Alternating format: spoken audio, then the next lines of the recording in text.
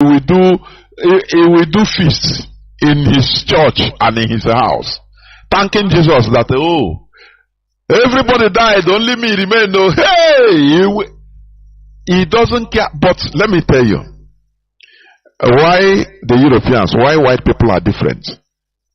If it is a white person, do you know what it means? He will cry and he will dedicate his or her life to fighting the cause of that accident so that it doesn't happen to others.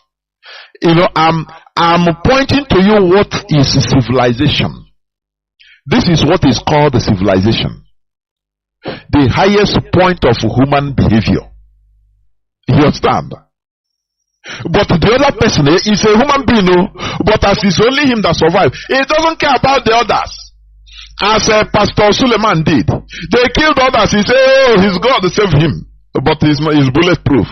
The other people that died, they are not him and his children, his family, they are intact in a bulletproof car. When kidnappers waylaid him and slaughtered or shot on him, their bullet, their AK cannot penetrate. Their bullet cannot penetrate because he's using bulletproof.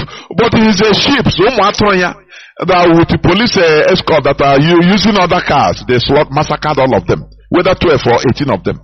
And he came to the church to glorify his Jesus. And the people are clapping. That is the primitive character of black man. When I talk about primitivity, understand me, because before you come and start saying, no, Mazi Jonathan, we are not primitive.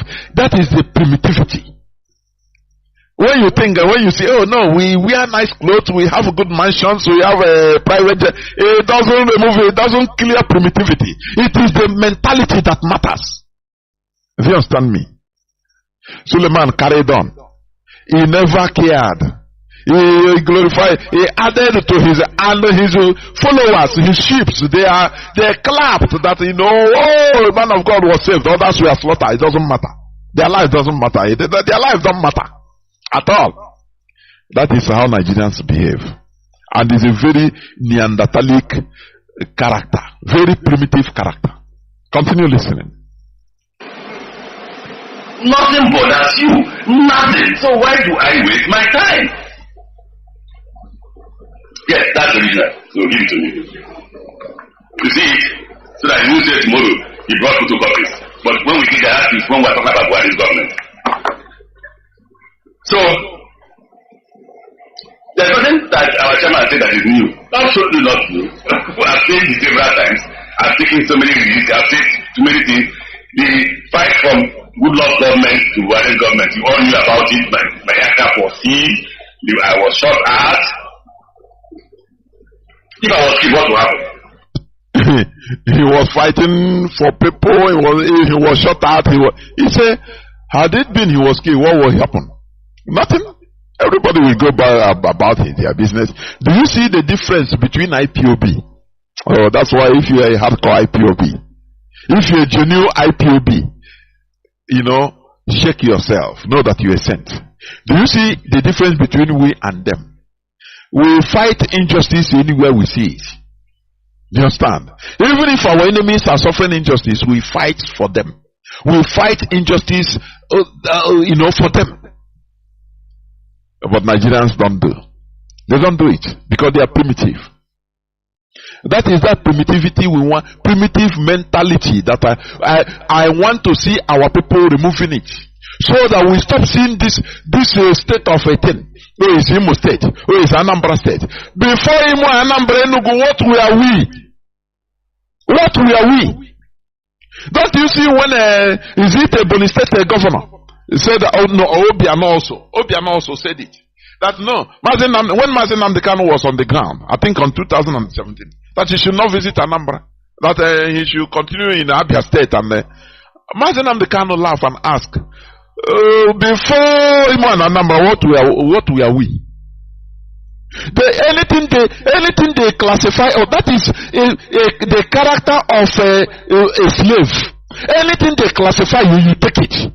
You fight because of it. Oh, I'm an Imolite. So you people are Anambra. They put that wage, and that wage continues in our head. And after you are talking against our people in the riverine, you don't know that in the hinterland also it is more rampant even. It is rampant. No, ndị awụ ndị Anambra. No, ndị awụ ndị Imo. No, ndị awụ ndị Ebonyi. Anything that happened to them, I beg, let them fight. Let them fight it. So, ndị Imo ngwa fight on. If it is in our own, you see that we have men. It can never happen. It can never happen when the caliphate never remember you. If they remember you, you are nothing. Only you call yourself a state. You are nothing in the compared to the weight of Nigeria. You are nothing. For your information, it is only us when we join hands together. It is that time that we can have weight in order to be in a bunch, in order to fight.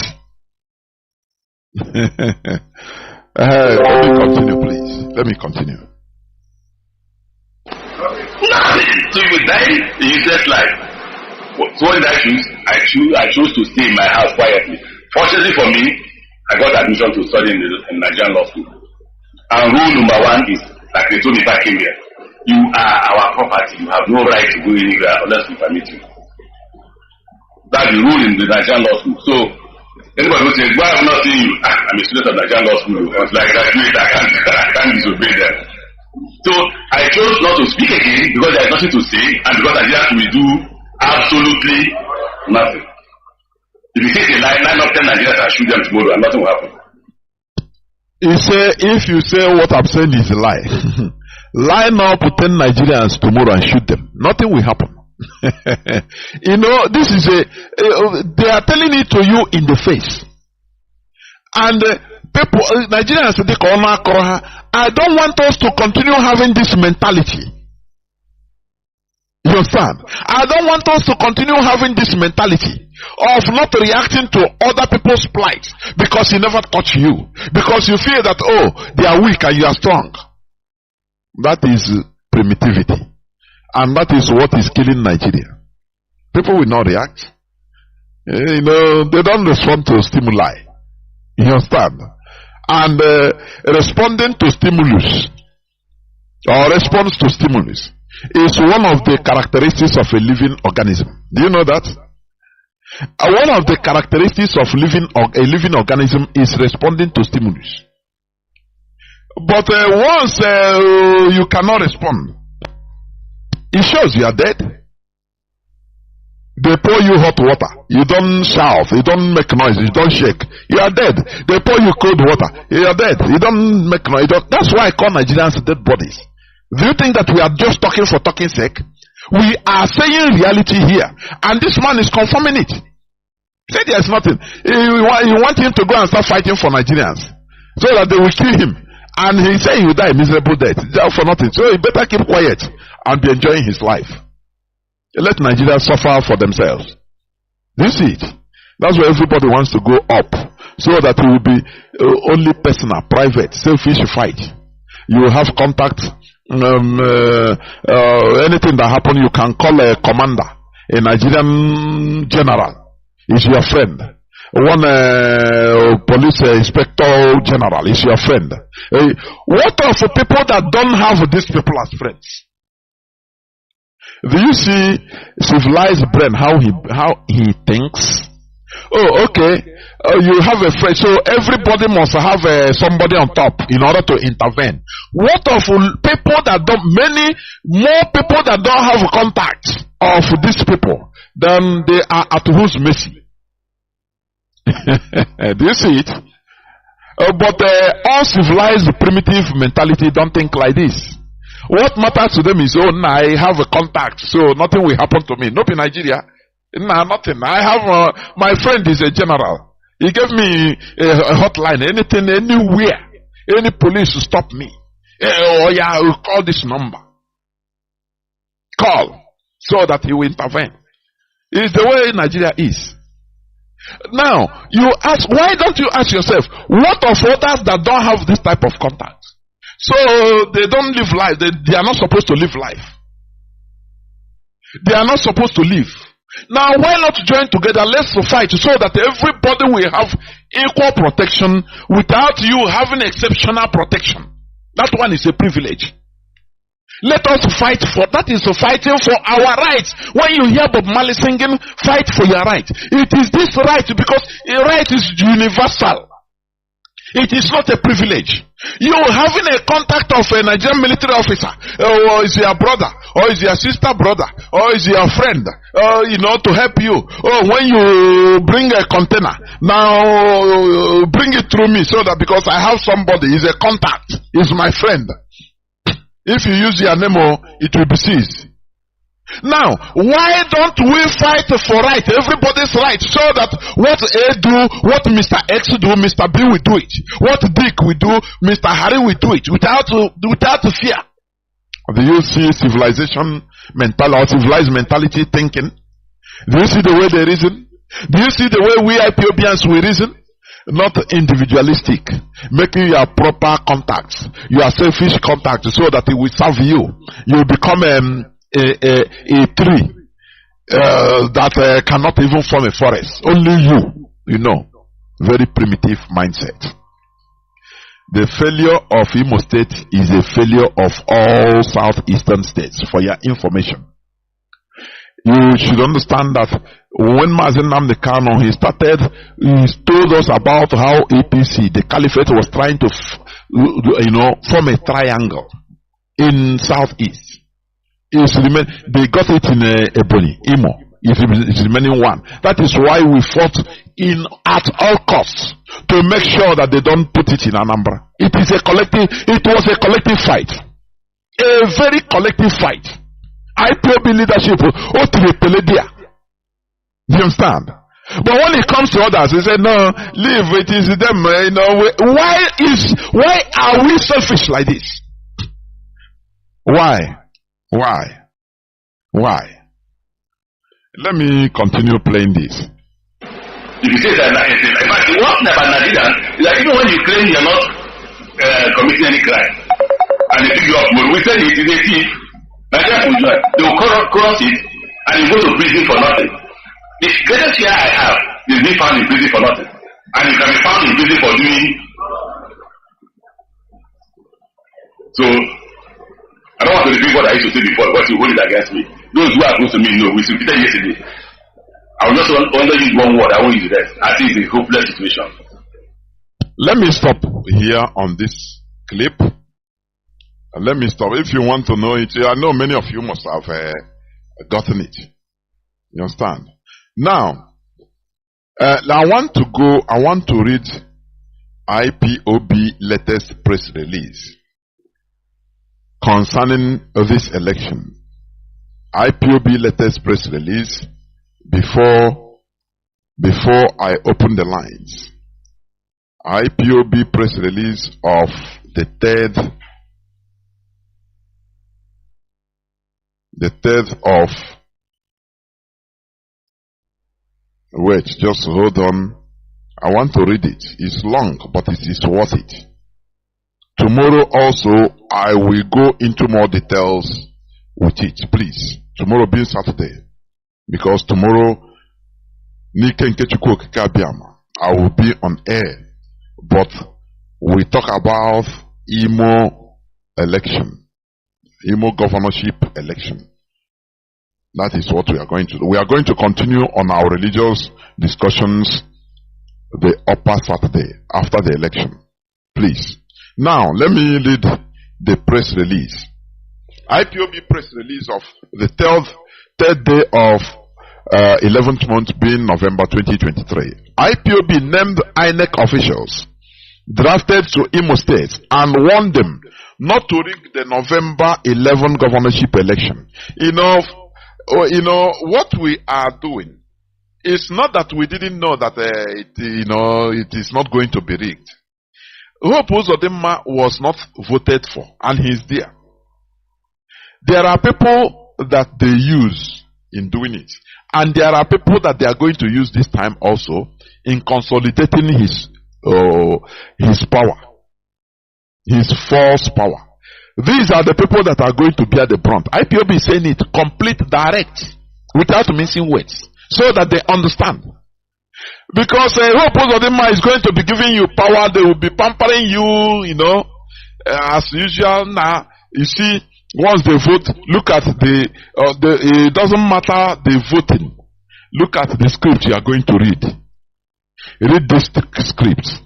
And they already promise you the money they are going to give you. You take that money, but you are not going to eat it. Your family, you are putting your family in danger. Your house, your family, everything, you are putting them in danger. Because you have the people to contend with. After Opozodema must have used you to read the script he have put, I am telling you, he will leave you to the wolves. He don't care again. Once he have solidified himself into the power, you are all alone. Forget about what they are telling you. You are simply alone. They throw you to the wolf. They say, you know what they used to say? After all, I didn't pay him to do that. So if they kill him, waiting concern me. He have put him into power, so waiting concern him. It's a deal, and he accepted. Did I force him to accept? I didn't pay him. They paid you. That is what they will be saying after your death. After your death, remember your family. All these people, if you have brothers and sisters, mother, father, all these people, siblings, they should call and warn them. Because their numbers are here. I will read them one by one. The global family and movement of the indigenous people of Biafra IPOB, ably led by the great and indefatigable liberator Mazi Nnamdi Kanu, wants INEC not to throw Imo State into political crisis in the coming Imo State gubernatorial election. Everyone, as much as IPOB does not get involved, as much as IPOB does not get involved in the Nigerian fraudulent political selection called election, nonetheless, we are not going to be silent and watch the Nigerian government use corrupt INEC officials to perpetuate evil in Imo State and by extension the Southeast region. Everyone is familiar with INEC's fraudulent activities during elections in Nigeria.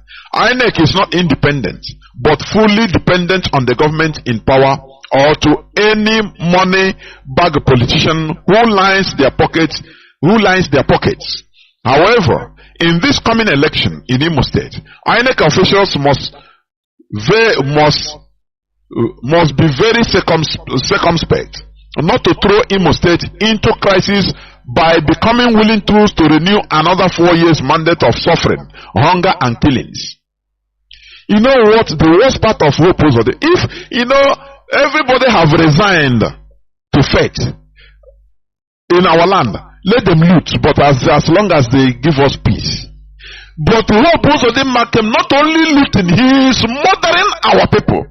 If he behaved like Okorocha did not kill, he looted everywhere. He did not kill anybody.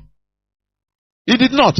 But this one came and is murdering people, killing young people, bombing everybody everywhere in our land. And you think that we are going to keep quiet? Okay, let me continue reading. INEC officials must not be another Supreme Court that impose a rejected candidate on Imo indigents using the Fulanized Supreme Court. The illegality of the Supreme Court threw Imo into unwarranted suffering, political intimidation, and mass killings. IPOB members are not politicians and neither partisan, but we are against any political party or government that is toxic to our people. The Supreme Court governor in Imo State, Hope Uzodinma, is a murderer and a mass killer who has killed and forcefully disappeared a lot of people in Imo State. He has ensured that insecurity reigns supreme in Imo State and beyond. Those who are colluding with him to rig him back into power should watch their back.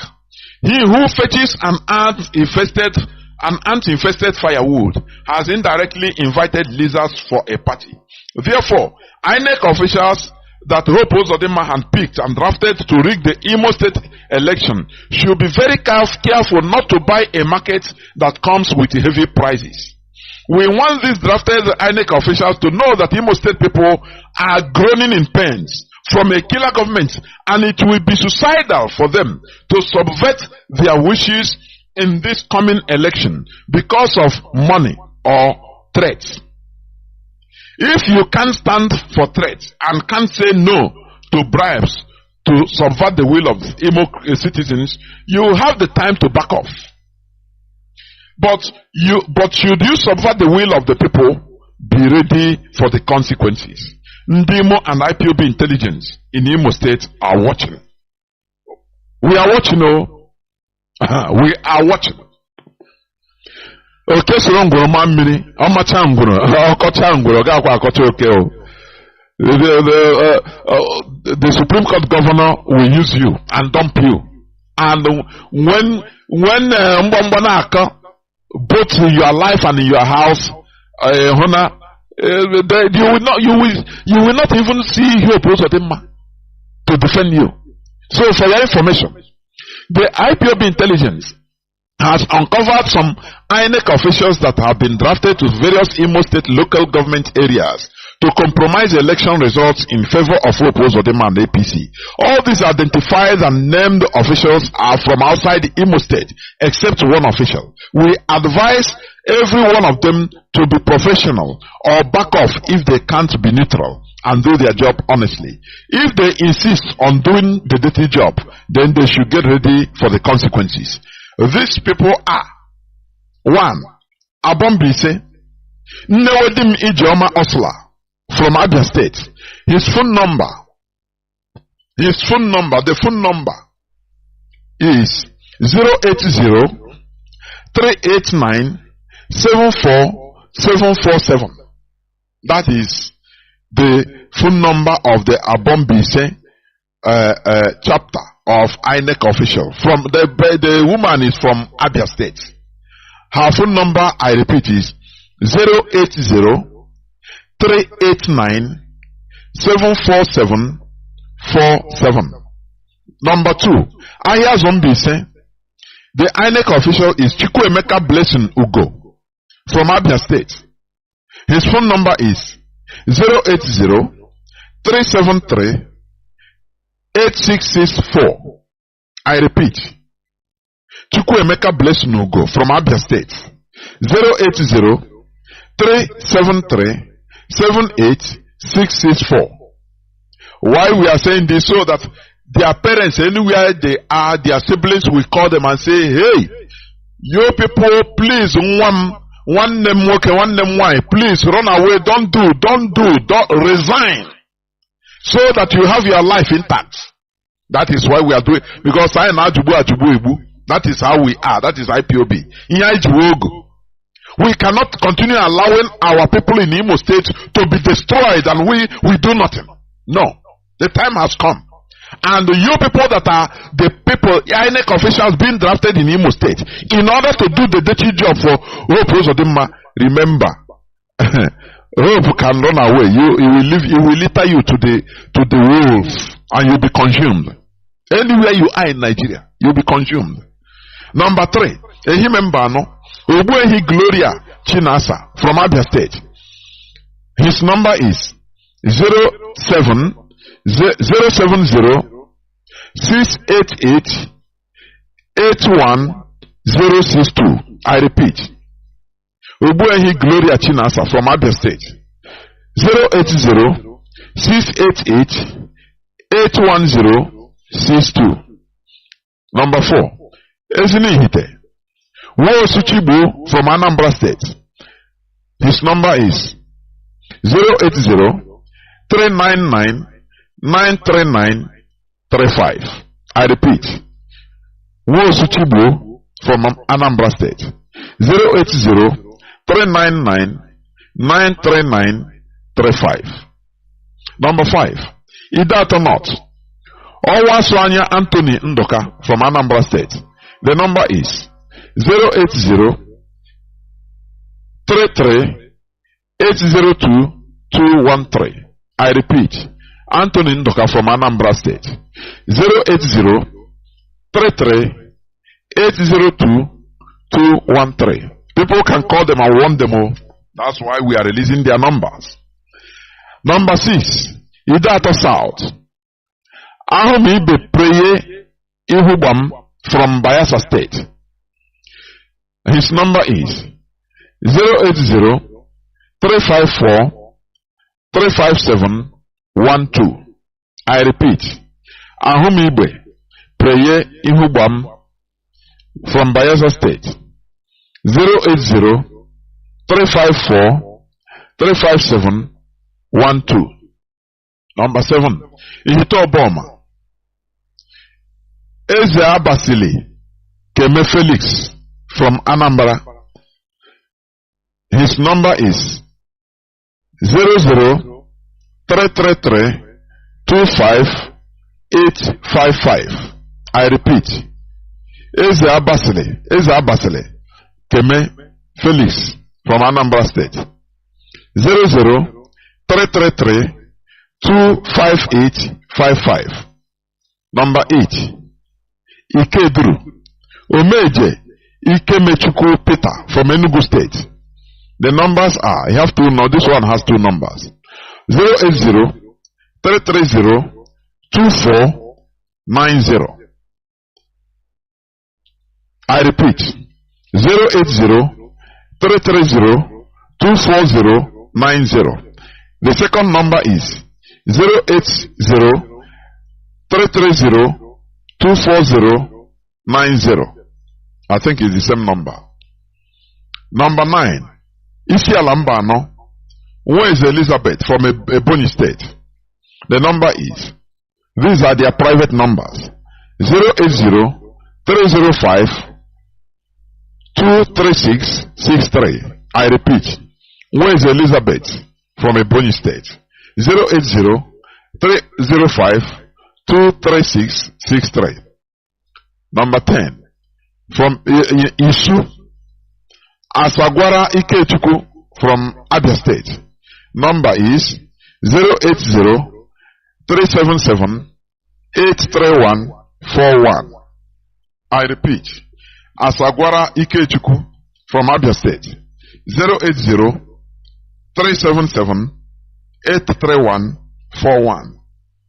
Number 11. Mbitoli Nwabisi Teresa Nkiruka from Enugu State.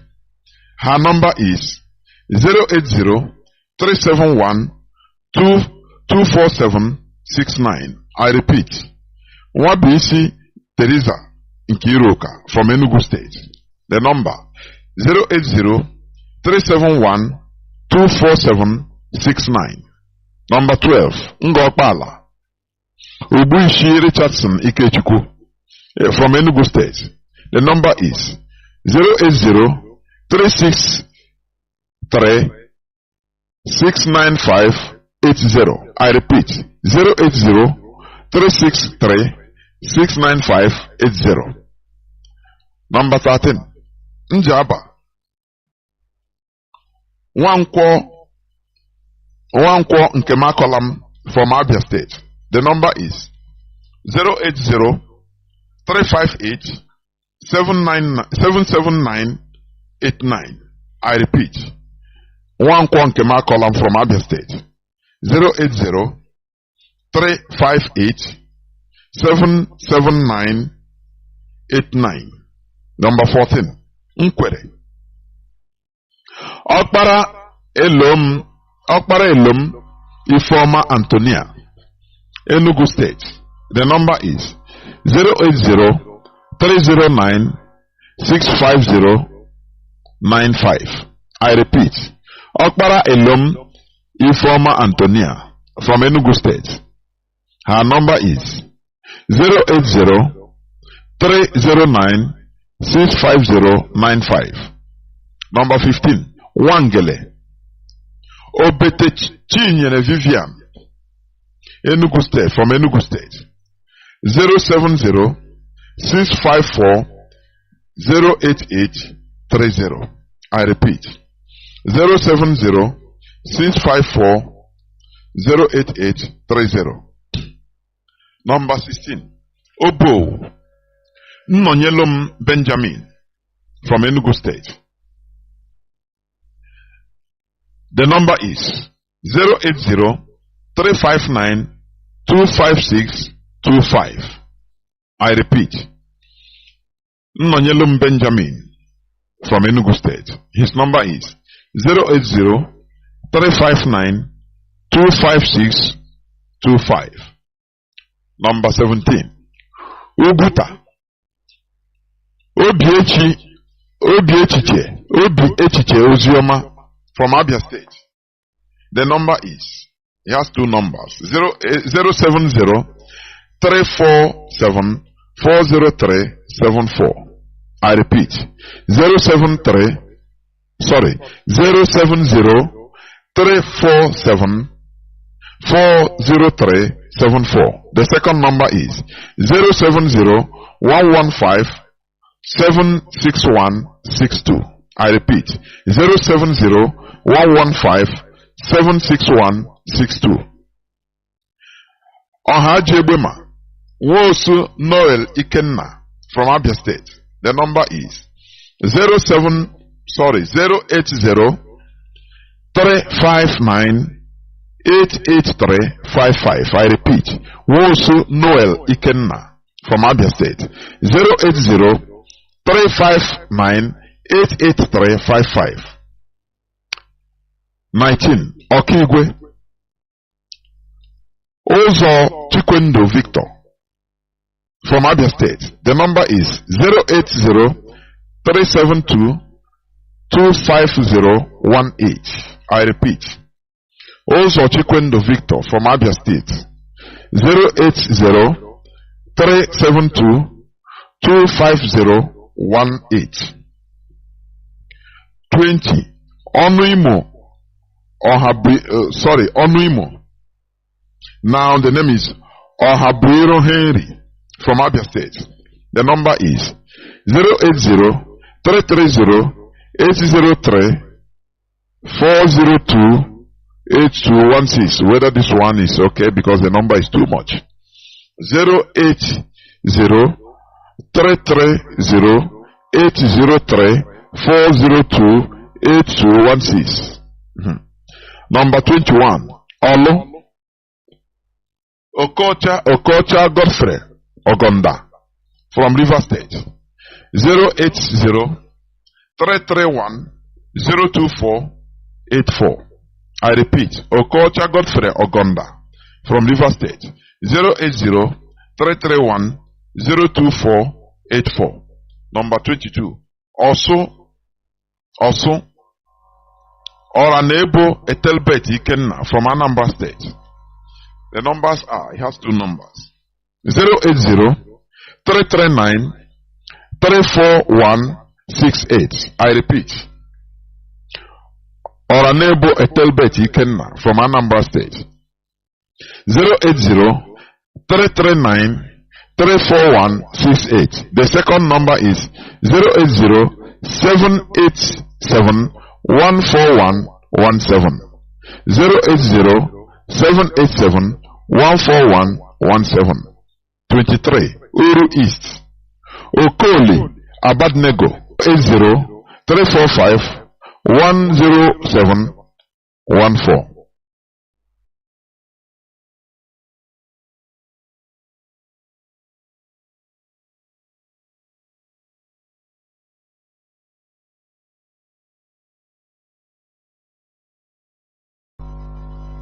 The number is 080 345 227 192. I repeat, Uzoka Emmanuel Uchenna. 080 345 227 192. Number 25. Owerri Municipal. Obenna I Ifeanyi Chukwu from Enugu State. 080 335 75625. I repeat, 080 335 75625. Number 26. Owerri North. Nnaji Ifeanyi Chukwu Henry from Enugu State. 080 309 19961. I repeat, Nnaji Ifeanyi Chukwu Henry. 080 309 19961. Number 26. Okay, sorry, number 27, the last but not the least. Owerri West. Okike Mecca from Ebonyi State. The number is 080-356-08131. I repeat, Okike Mecca from Ebonyi State. 080-356-08131. If you doubt IPOB to your own peril, if you doubt, is part of the press release. If you doubt IPOB to your own peril. Imo citizens and Ndibo should watch out for the INEC officers mentioned above. Call them to order. Anyone who compromises the November 11, 2023 governorship election in Imo State should be held accountable in whatever format available, and the person should be pursued to his or her home for betraying the Imo State. More so, those hotel owners in Owerri who have concluded plans to hand over their hotels to the Imo administrator from the 4th to 11th of November as rigging centers should be careful not to jeopardize their businesses after the elections. It will be stupid of any hotel owner to sacrifice his hotel business for political expediency. They are hereby warned. Also, we declare that any religious leader, traditional ruler, or traditionalist campaigning for the Fulani imposed governor, murderous government in Imo State, to continue is a hypocrite. Murderous government in Imo State to continue is a hypocrite. That person may be directly or indirectly benefiting from the sponsored insecurity situation in Imo State. IPOB hereby advise willing voters in Imo State to go out and vote their preferred governorship candidate and defend their votes on the November 11, 2023 governorship election.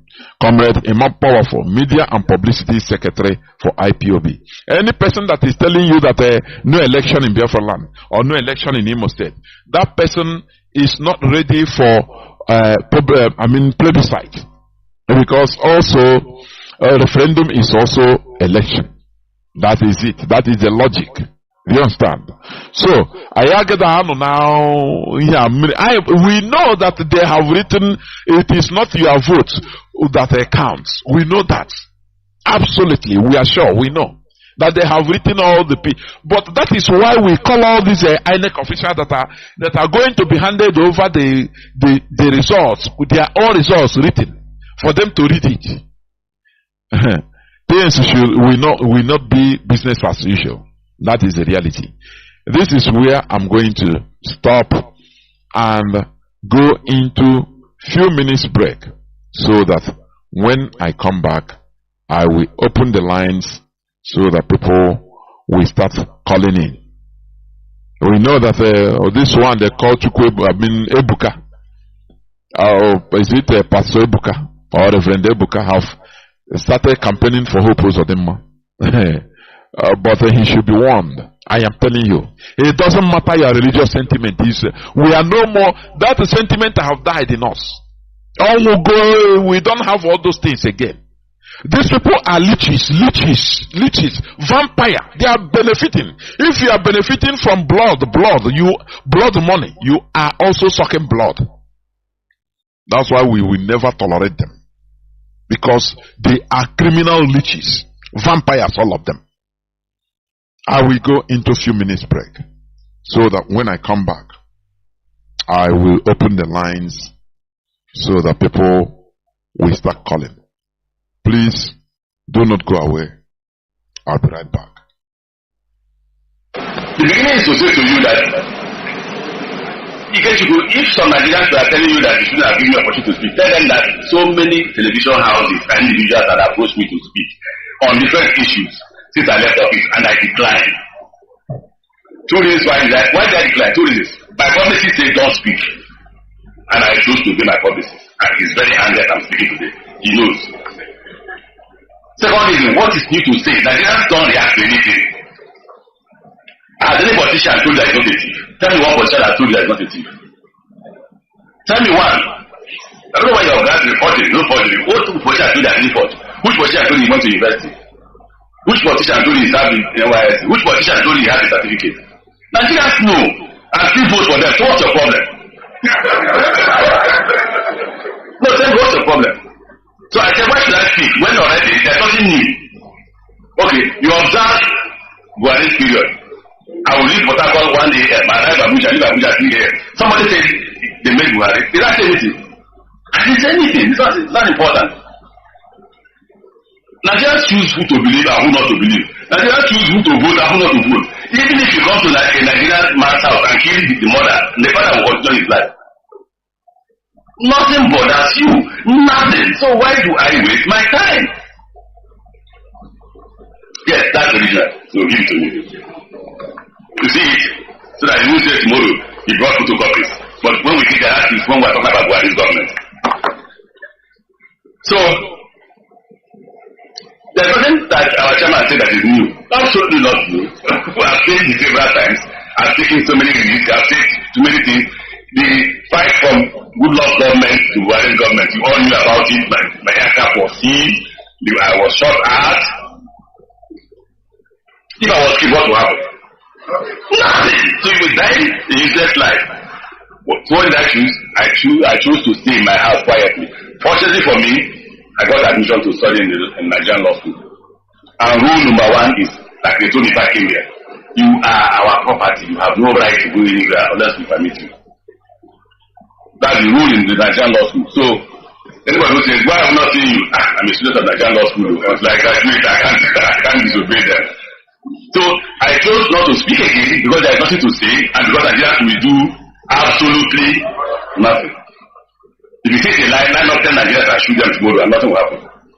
If you say that it's a lie, in fact, the worst thing about Nigerians is that even when you claim you're not committing any crime and they pick you up tomorrow, we say it is a thief. Nigerians will join. They will cross it and you go to prison for nothing.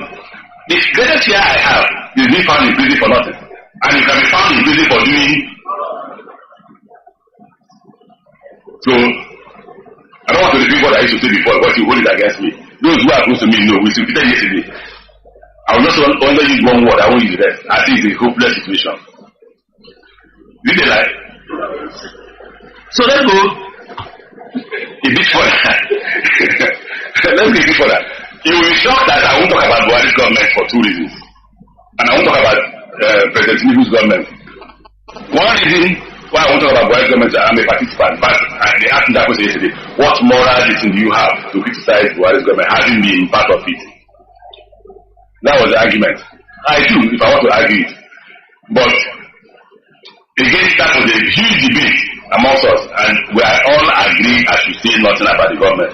So I now told them if I will say nothing about Buhari's government, I will also say nothing about President Tinubu's government, because you know the problem. Instead of Nigerians finding solutions to their problem, they are committing suicide. I'm praying for you every day that you should continue to commit suicide, so that by the time I wake up one day, all of you have died. I can now reap the benefit of your death by taking justice. What other goal is this? Like in Ghana, as it's going on now, like in Kenya, is what Nigerians, no worry, not before years. After 4 years, you will go. The man wins the second time, whether by magic or by crook or by you know, I don't really hate it. No people don't take it, no people don't go so, no people don't go so. It will soon go. Another person will come and repeat the same thing. You'll be saying that until the day God will come. For those of us who are Christians. So I have chosen to be like you, say nothing, hear and do.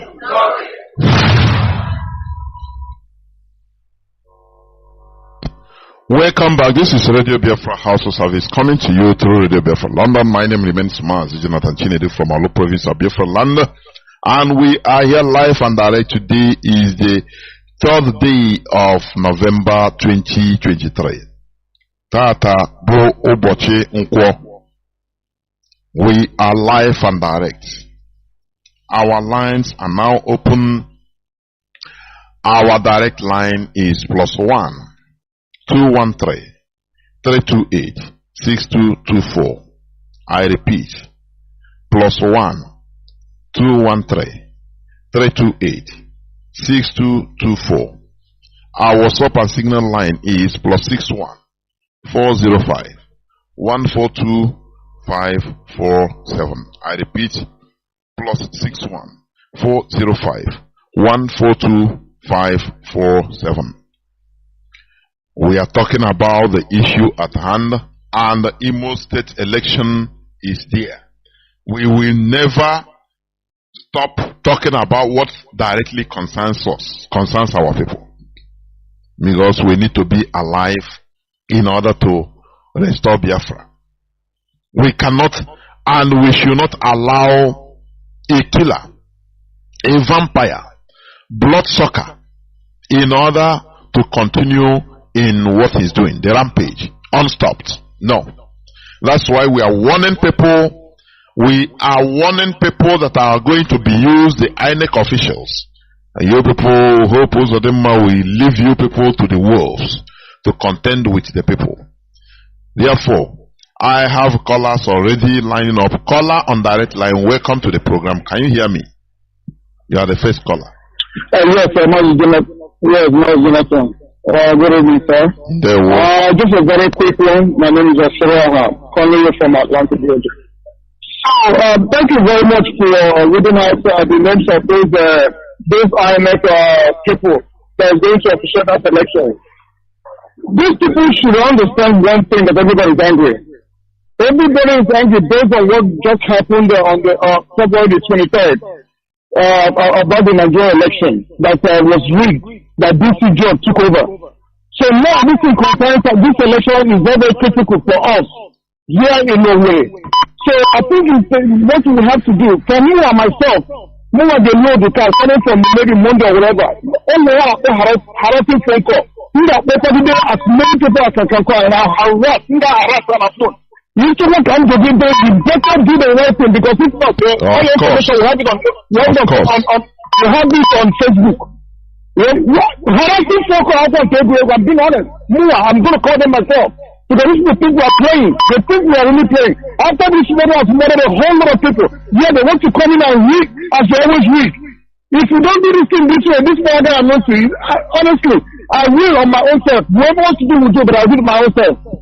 That's all I wanted to say, because you see better. There were, and that is it. Caller on direct line, welcome to the program. Go on, please, before I pick other calls that are waiting. Caller on direct line, please go on.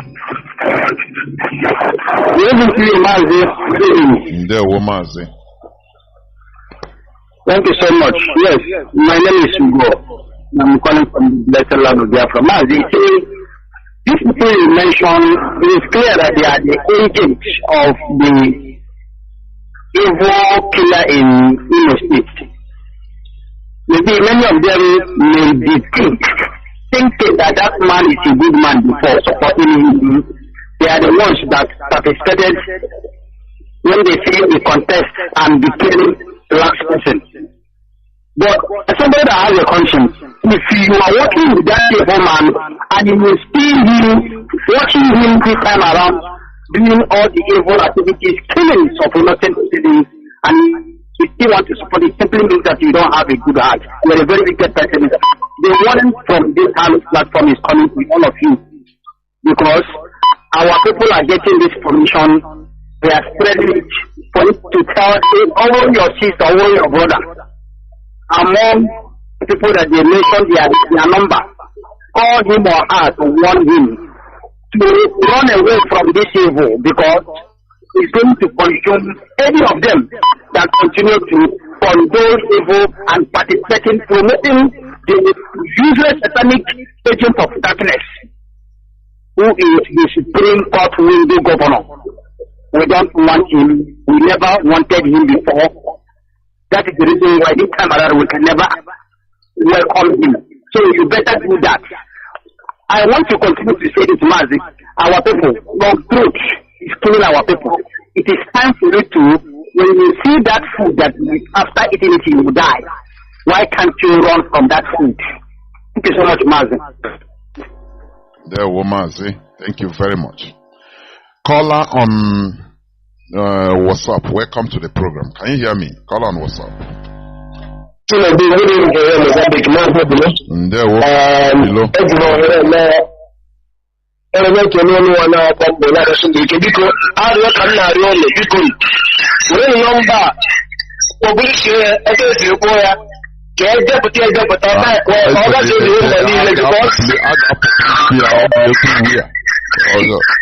Yes, because I agwa because our every day. Sentiment. They will look at their key here. They will seek it. Philomena Mamu. Oh, I the animal here that I can Moya and does a Mamu to the Malaga Patoya. Oh, no, Imo States. I want to Alimo says John Raganap. I know John George Raganap. Alan Java Raganap because you feel them not that cool.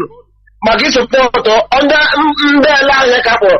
Bunda ọzọ bụ ndị abesịrị ka akpọ ka adịghị elecha akwụla ngwa mee british ndekwa onye ka zigasị ziga m maazị a ga-akpọ ndara fon ọnwụ ka isi bat na ụlọ ọhụpụzụ ma nwunye elecha onwe na-enye na ya ọnwụ na onye ọzọ nwunye elecha onwe na-enye ụlọ warịa eme ụlọ warịa na warịa hapụkwa ndị sị na nwunye elecha nụrụ nne ndị arebe ka etinye ọgbara n'Imo steeti ọgbara ha chọkwara itinye n'Imo steeti ọ ka onye nwoke ji ịbanye ka onye ike bara nke ọhịa ka ọ na-emesi aga na elekshọn mana nwere ya sị ndị chi elekshọn ga-eme na elekshọn ka ahụ na ife ụwa na-apụta pụọ n'ụzọ dị ọ bụkwara n'ụzọ ụlọ ugide eme na ọdụ ịnụ mma na ahụ ụnụ ga-ata ire vootu anyị ga-egbu onwe anyị ga-ahapụrụ na ya chịrị nụ gawa mana ụnụ sinet na atụcha vootu a ewure nye onye ọzọ ma ọ na ụzọ ewure nye onye ọzọ nwanne ara injestị ha anyị na fait anyị ga-fait ero n'isi ndị a ga-akpere nje aka chịrị mgbọrọ a ga-agha isi chịrị mkpọrọ nye ụlọ ha kọtara ego ụlọ ha kọtara a ga-agara ya bikọ ọsọ dịgbo onye ọlọfiz nọf azị mmadụ ga-eme ka onye ara ụmụnne agaghị asị asụ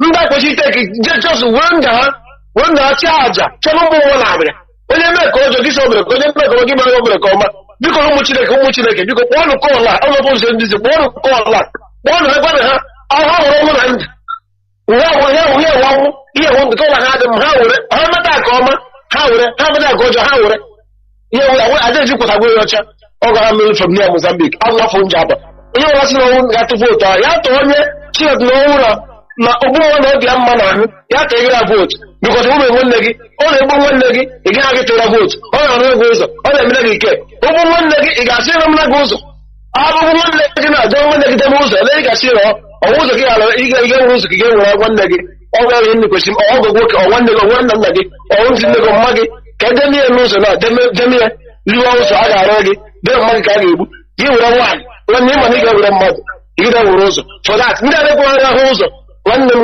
nwoke biko wepụga na ọdụ tinye na setiment kwere oji eje ego arị ya oji ego abịara gị ụzọ ahụ na Imo steeti ọ ego mụ na gị na-abụ ihe ezere shọpụrati ihe ezere ebe ọbụla ihe ezere ma ọnya n'anya na-ewute nga anyị onye je ka eji arị nwe nke o ji ego ere ya ihe eche n'ọnụ ụzọ ọrụ ya ọwụ laịt ya ịrụtata ụzọ ahụ ọwụ laịt mụ na gị na-abụ because we contribute and we make sure that ihe anyị na-eme ọ na-aga n'anya nwazi Chineke Chineke bụ ụlọ mee Chineke bụ ụlọ mee na There were. Caller on signal. Welcome to the program. Can you hear me? Caller on signal. Good evening, Mazi Jonathan. Good Mazi. There were. My name is Mazi Fanyi, calling from his location. Mazi, don't mind the way I am. You have said it all. And we are watching them. Mazi, let me tell you one thing. Nigeria youth are dead bodies. To the extent of, being mugus and the fools of themselves. Mazi, they massacre people at Lekki. Instead of Nigeria youth to rise up and protest, they went to social media bloggers, using it as a caricature. Mazi, George Floyd was killed by white men. Nigeria youth dead bodies now rise up and protesting someone that was killed far away to US. But on their own domot, they feel less concerned. Just look at the clip that you are playing about Chibika Mechi. That imbecile, let me call him imbecile. That Mumu. You see the clip you played. That is the truth. Because if you wake up or come out and protest for the betterment of this zoo, and in that process, the person was killed. No uprising, nobody will fight for you. And that is the fact. And that's all of them know. And those so-called politicians, they know too. And that's why Nigeria is the field of looters. Come and loot for your own. Just loot, come and thief as much as you like. Nobody will query you, nobody will answer you. It's none of anybody's business. And that is why Nigeria will remain what am I going to call it? A jungle until the kingdom come. Until they do okay, look at this Labour president, which they brutalize in the world. But Mazi, if it is in another country, if say another country, this thing happen. A president of Labour and the police do with the help of governor, in order to beat that man. If he send another country, Mazi, I believe that Nigeria dead bodies youth will rise up and protesting it on that side. Are you getting me? They look at it. Look at it on their own domot. Their president, the Labour president was brutalized, was insulted, was kicked. But rather they will use it to do caricature. They will use it to do social media bloggers. They will now use it to do caricature. That is Nigeria for you, because Nigeria is not a country. It's a lawless and jungle. In short, is worse than jungle, because in the animal kingdom there is the order, there is rules and order, and they can never go beyond that. Otherwise, you'll be killed. Other big white animal will swallow you. But in the case of zoo, Nigeria is not like that. And then let me use this opportunity to warn those people that their name was mentioned. As a I believe you people who need Igbo. Let me use our language and talk to you people.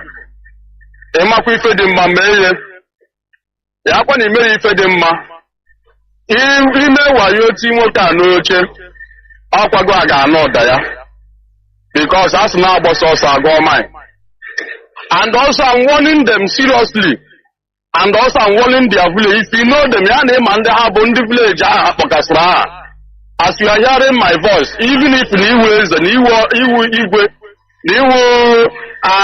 PG, you know these people are Biafra, because they Biafra way down in try to call them in order. Because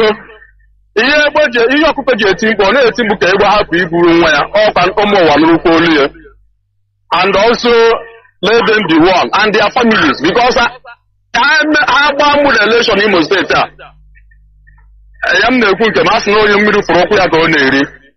We must come after them, because we have decided to liberate ourselves. We have decided to make our place to be peaceful. But they have continued to eat the money of blood of our people.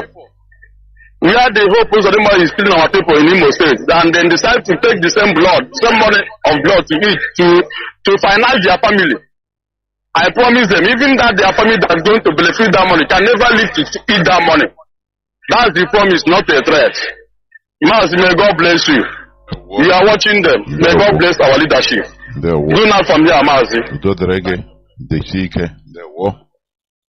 We must continue, because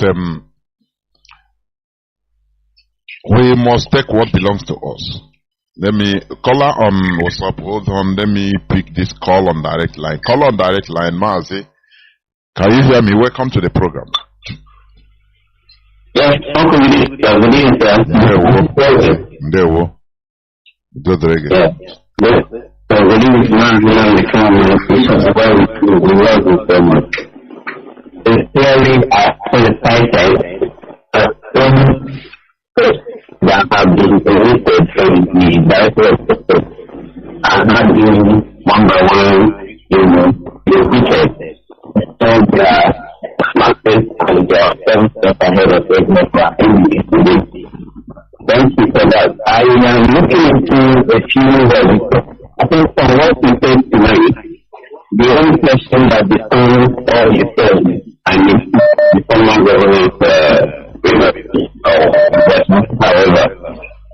I came to realize that a few told me something like that means that even though we go to a system, this NYC, whatever, the army and Nigeria, whatever, will give you a quote telling you that you are not going to work out from this post. Having them that this post cannot be forever. The first thing is reflecting on the Nigerian law institution, whatever. Then the first thing that what he has seen is not a history. It's something he has seen and something visible. I am not saying because it is a record from all the issues that are on the past. But I'm saying it because these people have managed to realize that only the work the politicians do. One politician from the state told me that when you argued 4 years ago, he said to him, do you think that the value of this area is to pay for us in the I said, I don't understand that. He said, yes. That if people are ready and you don't know that you know what you're doing. You don't want to speak to them whether you pray for the leader or don't pray. When you're here in business to do our thing, work. One thing. So what I'm saying is that everything that is playing out because for the mission of the creation of religion that have paved way to bring us to complacency to this level. Because when you are saying that some people will tell them, and why is present in other things is good to praise them. The reason is this. These people have collectively walked in the direction of their Quran. Look now, if you quote the scripture, they tell you that Bible is written to direct. You understand? Now, why is it that the same Bible is not telling you that these people are using you as a slave? Imagine a politician coming to the state to say a thanksgiving after winning a nation. Imagine a politician coming to the pulpit to use it as a campaign ground. Imagine a politician using land to lobby the and whoever preaches within the Christian world. So, is it not good to realize that IPOC is the best? Consistency is our name. And I'm not making this for us to be praised by these our enemies. No, what we are saying is that hope is at Imo State. We're not open hand and go. We got Imo State. No, they want that Imo State. No, only and animals. Then also, sir, I'm suggesting and I'm appealing. Apart from just people you understand their numbers, please, I want to make it known to lawyers, because this thing I'm seeing is as a share of cake in between the 3 tiers of government. Now, whenever these people do their thing, they will push to that side of people, and you think to share your own money, or you take it to court. A court will share, they will take it to INEC. INEC will share, they will take it to Army. Army will share, they will take it to the conference. You understand? They are just picking us one by one, diminishing our sense of living among these politicians. I don't know what to say, but I'm so happy. You know, I go almost every after my kitchen office. Now, then, yes, you know, any of the guys say, what is it? I say, I don't know how God can animal judge. Now, when we emancipation things we think that are desirable, we destroy ourselves at the later time. Any never knew that money to Abrawa, only Nanya, Mana, Abraham, even a problem. When not belonging, let's see if I can you always make a similar idea that we got to the one man, no, the idea. Thank you so much, sir. Bye. Thank you. Caller on WhatsApp, welcome to the program. Thank you for holding on for 11 minutes. Go on, Mazi. I think Mazi Emmanuel. Good evening, Mazi Chinedu. There were. Good evening from here, Mazi. I salute you, Professor Chinedu. I appreciate the wonderful work you are doing on this very holy platform. This is Mazi Emmanuel I'm calling from city of Paris. By the special grace of Chukwu Biama, I remain the France national PRO. Mazi, please, I just want to, before I go ahead, I just want to announce our upcoming ESN fundraising on the 11th of this very month. Please, Mazi. Biafrans, okay, thank you very much, Mazi. Biafrans and lovers of freedom, Biafrans in France, particular, and around the globe, I want to appreciate you, and I want to call on you once again we are inviting every Biafrans and lovers of freedom on our upcoming fundraising for the Eastern Security Network. And this very fundraising is being done for the great volunteers who has volunteered themselves for this very noble struggle. And Mazi, I just want to communicate the venue, because the venue will be on the Zoom. The venue will be on the Zoom, and I want to call the Zoom ID is 8248 11 64 14 9. I just want to call it again, 8248 11 64 149. Then the passcode is 700093. I repeat the passcode, 700093. And the date is on the 11th of this very month, this very November, the 11th of this very November 2023, and the time is 9:30 p.m. And we are using we are in the same time with Biafra land. So we are calling all Biafrans and lovers of freedom to please join us in this very fundraising for the great men and the volunteers in our land. The number to call if you want to more information, this number is direct call or WhatsApp. You call +33 75 30 17 881. You call, I repeat the number again, +33 75 30 17 881. The other number is +33 75 31 21 961. These are the number you will call for more information on this very upcoming ESN fundraising for France. This is for France family. And we are calling all Biafrans, wherever you may be. But what we need, we don't need audio money. We need people as an akobobego. If you pledge €1, I make sure that we redeem your promise. We are not joking here. So Mazi, I appreciate this very noble work we are doing. And before I drop, I just want to say, Mazi, the clip you just played concerning the Alhaji and the Adamu. As you know, you people have been playing this very clip for a very long time. And the question we should ask ourselves, have our people learned, what precaution have they taken over this very announcement, this very, this very awareness? Mazi, you see, ọwụkwa ma a ga-egbu anyị, ana m ekwu ihe a na-ekwusi ike.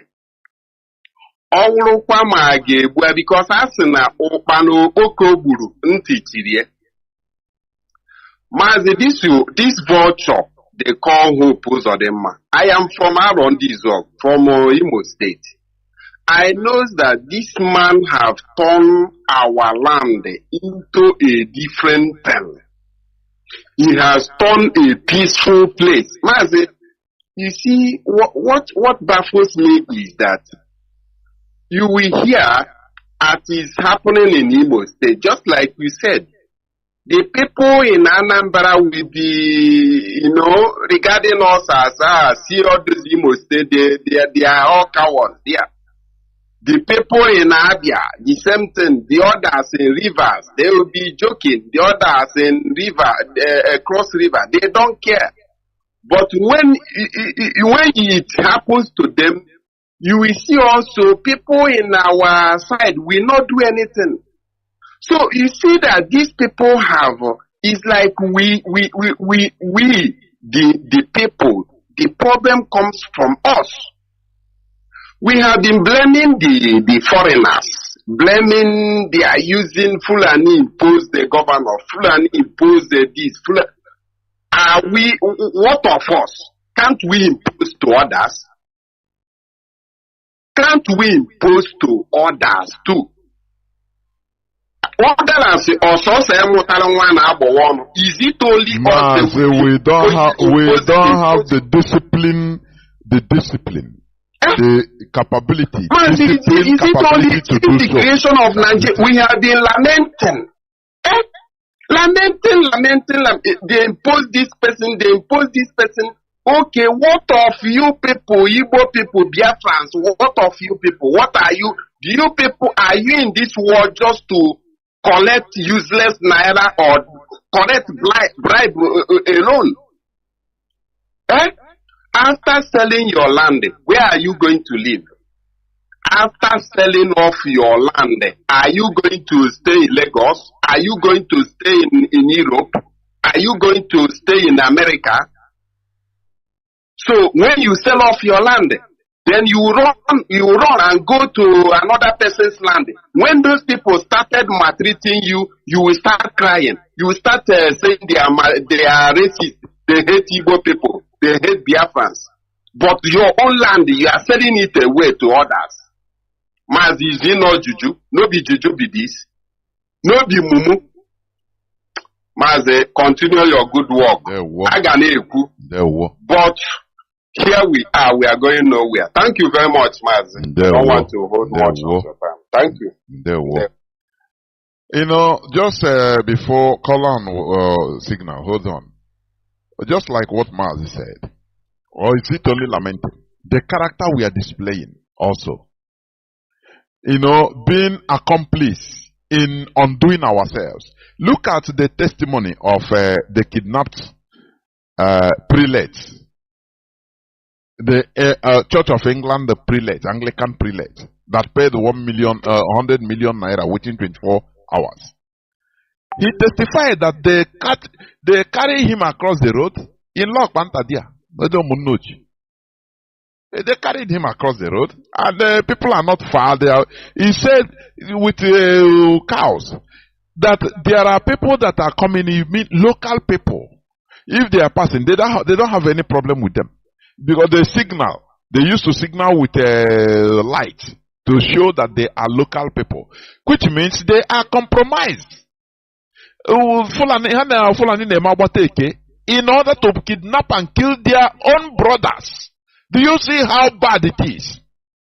Instead of fighting the evil, now our people will just, combine with the evil itself in order to get small thing. That is what happened during slave trading. That is why some of our people are engaged in selling their own people. That is the reality. That is why I continue persisting that what is happening to us, because of our primitive state of mind, primitivity is among the things that is causing our problems. Until we civilize our brain, which the wind is coming. The wind has come through Mazi Nnamdi Kanu to civilize our mind. I am telling you. When we cannot fight for collectivity. As Mazi asked, why can't we impose on others? how can we impose when we don't have the discipline required to do so? Do you think that what Fulani are doing is easy? Do you think to organize the people is easy? Do you think so? That is a kind of advancement, mental advancement, for them to be disciplined, to focus on a common cause. Something we don't have except the Mazi Nnamdi Kanu brought IPOB. Before you, Igbo man will ask you, nah, if the question will start questioning you, no go and ask moto, or go and enyemego, or everything they will not go. They don't care about our collective interests. That is primitive character. And that is one of the sources of our problems. Caller on signal, welcome to the program. Can you hear me? Hey, Jonathan, good evening. There were Mazi. Okay, Jonathan, Biafrans and lovers of freedom. My name is Mazi. I'm speaking from my location. Mazi, today on, your program is Stop Provoking. And the truth of the matter is just what you said. Our people are a special kind of people that I have never seen in any other race in this world. How do you know a people? You know a people through the way they communicate with one another in their homeland. To our land, in Biafra land, and see how we relate. You see our people relating in our homeland as if they are relating with strangers living together. People speak English in families, in their homes, in their kitchen. They speak English to their children. So which other race in this world behave that way? I've never seen any other race. It's only Biafrans. So this is the problem of our people. Our people have allowed Western influence to take over originality from us. We are no longer original people as per se. The only original Biafrans we have are the ones in IPOB. As every Biafran, as far as you're a human being and you know the good and bad. These are people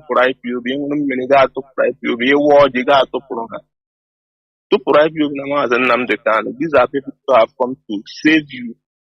Look at the clip Mazi played concerning Alhaji and Kunle.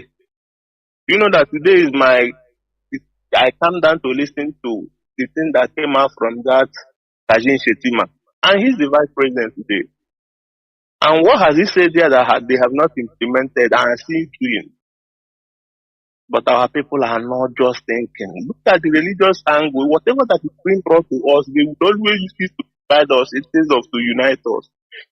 The religious, we are the highest in religion as far as Nigeria is concerned. Look at every other race today. They are using their own to galvanize their people. Rather, we are using our own to divide ourselves. Is it the political aspect of it? We are using the politics here to even make our land hostile.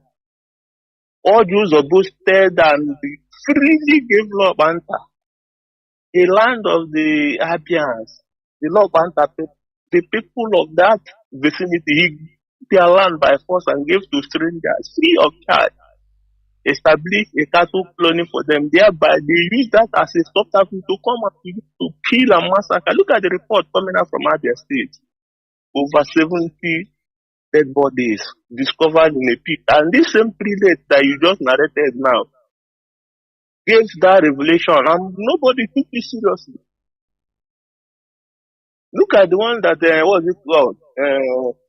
To be saying that over 30 something corpse that they discover from a river. They want to run autopsy and government asked them to leave it. And he quietly left it because the life of his people doesn't concern him. His political interest is more better for him than the life of his people. This is the politics of self-denial that our people have engaged that has destroyed our land completely, if not the coming of IPOB.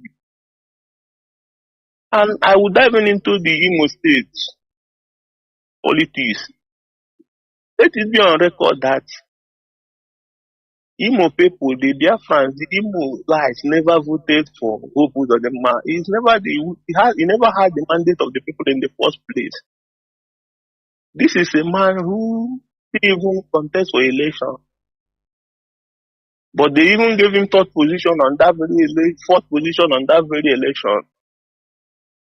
He didn't come third, second, to even talk of first, but Supreme Court imposed him on Imo people. And immediately they imposed him on Imo people, a follow-up action was him being someone on a Security Council meeting where all the military and Fulanis surrounded him, gave him a pen and paper to begin to sign, because we go to the genesis of the problem, to begin to sign what he will hand over to them, where he will open the land for Ruga, for Fulani to flood and begin to destroy the land, which he's doing today. He wrote more than 5 pages of what he will do. Those are the things he's accomplishing.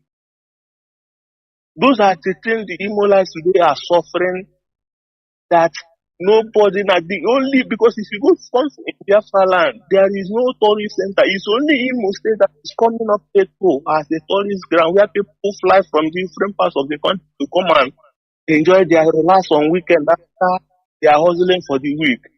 For the Fulani Caliphate, we are not happy that there is a city in Igbo land that is coming up little by little. They destroyed it. The same way they destroyed Akwa Ibom State. Remember, what is it called? Yes, Cross River. The time of Donadu. This man did what he called kidnapper, a kind of how will I even put it? He built a magnificent tourist center. He was planning a project he planned. Federal government through Obasanjo destroyed that particular project. Napa become a forgotten history in Nigeria. This is how they have kept their policy of underdeveloped Biafran and the eastern region. But our people are there, fighting for the crumbs that is falling from the master's table. Yes, our press release said it all. So that is listening to my voice today, and you know that your brother's name or somebody that knows somebody that knows somebody you know, name is being mentioned among these people, that these 27 persons that are being listed, that are the INEC officials who are going to help you who doesn't matter to lead the state election. It's better for you to begin to call them now, because as in I have a mad getting one for Equal man okay. Ebukunte. Eburishin Tesurea. He make you, because he has a Richard that he's up a on a dendo. Or what could take a phone, but one has seen Halefania. I feel be on. I have window, but I have window. The money I did, you don't know what as far as I say. I don't know I got into the same one. Ali Bao or Luf. Gone are those days when they say Abia Imo, Anambra, Enugu, Delta, Obasagam. No. They are now under one umbrella. People pursuing our cause, and any state that will be a setback to us, I think they have done it. When make us annihilate school in that state, is what they have denied us for over years. That made our political elite irrelevant in Nigeria. That they always beg for their stomach. Look at what Ahmed is saying, because he knows that even if he dies today, the people are not ready to fight for him.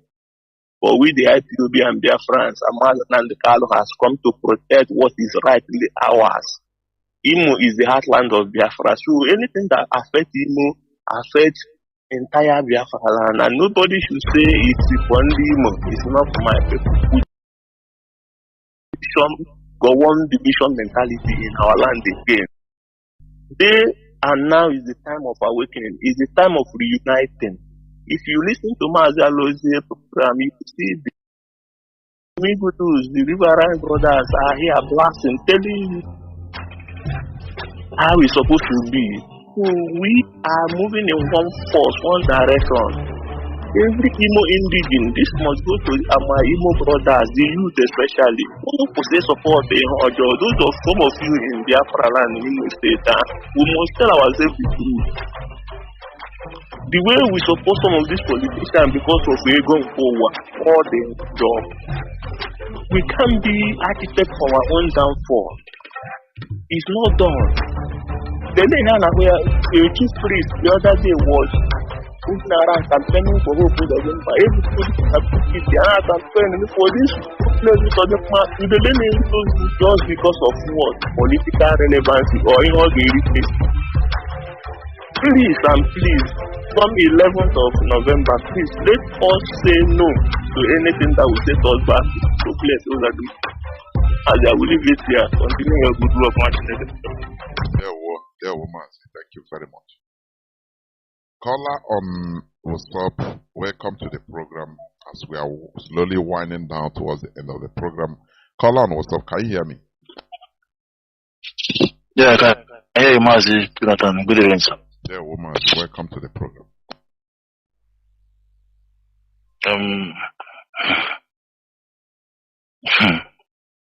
Mazi, but we must continue. Mazi, this issue of our people being a dead body, I don't know what else to qualify them because they are more than a dead body. This thing is getting, I think there is something more to this thing. It is not only being primitive.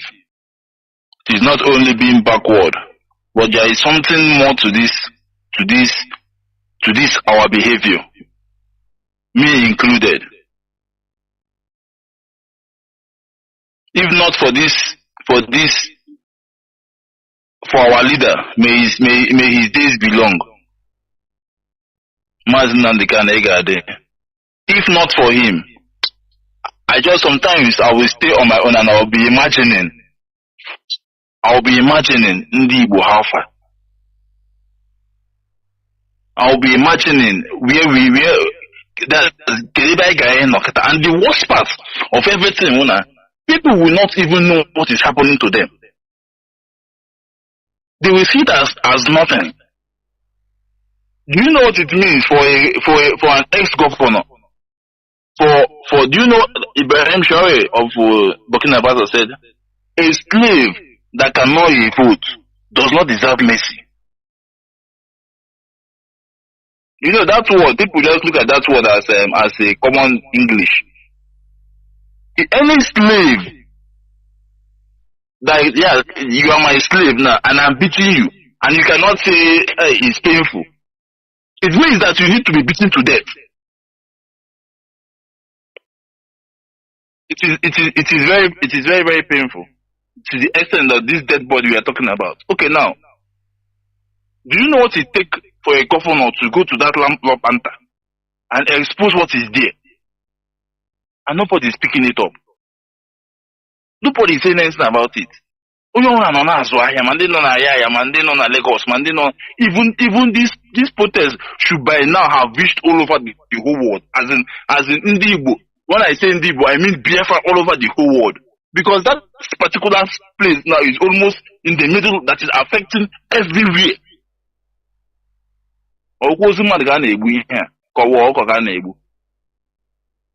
7,200 pennies.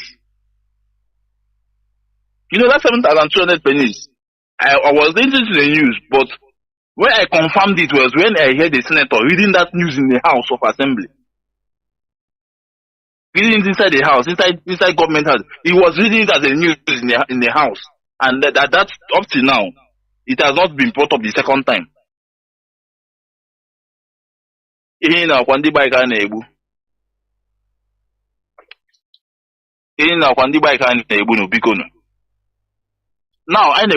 we are talking about Hope Uzodimma, the vampire that have been sucking blood.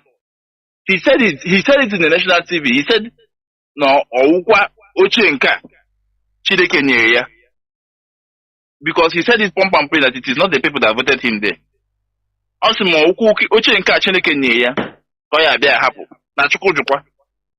Over his dead body.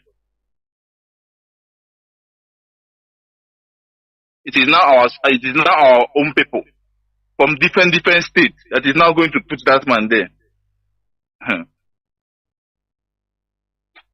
If they are going to be stupid to say he said to my prayer, may their soul rest in peace. If they should, because it is that action that we rest in peace. If they should go through that path, and they have been warned.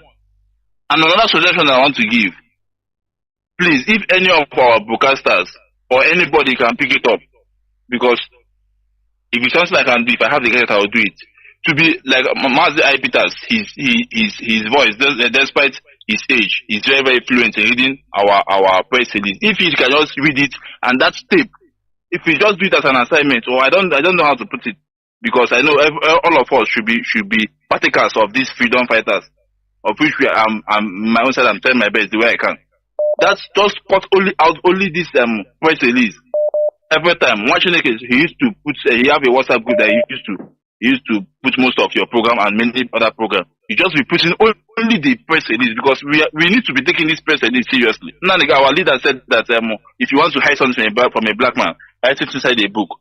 If not for to this radio station to read openly the press release, I don't think that most of us read press release. And press release means press release, which means it is very, very important that everybody should read our press release. It is very, very important. Coming to this aspect of religion, because as far as I'm concerned, I've seen it as one of the greatest weapon of colonization. Last week Sunday, which is almost next tomorrow, I was here sleeping. Around after 4, they mounted a big speaker in front of our house here, facing to our house, and begin to preach. I woke up because my religion is Biafra. That's where I worship. I don't have any place of worship. I only wait for Mazi Machinike's program. This man woke me up. I said, I want to sleep for where this. Did you see the loudness of this mic? I went outside, waited for him to finish. Then I asked him, Oga, I thought today is Sunday. He said yes. I said, should people are preparing to go to church? He said yes. I said, why will you now come here and allow this compound, this compound, you woke them up on sleep? He said that God directed him to minister to somebody in this to minister to somebody. I said, why must you face your speaker to this compound? And I even saw himself pointing his hand as in raising his 5 hands. He said that God directed him to come and minister to somebody in this compound. And I said, okay, if he directed to minister to somebody's compound, why don't you go to that person and minister to that person? He said that he wants other people to bear him witness. I said, Oga, look, if you try this thing you did today again next time, I'm going to make sure that you talk for him. He said that I should not fight with God. I said, don't worry. When I finish with you, then when God come, I'll know that I'm fighting with God. But you, what I'm saying, if you ever try this in this house, just imagine on Sunday. We are not talking about the one they do normal days. I'm talking about on Sunday. If you try to come to the civilized country, they will arrest him. But they call it religion.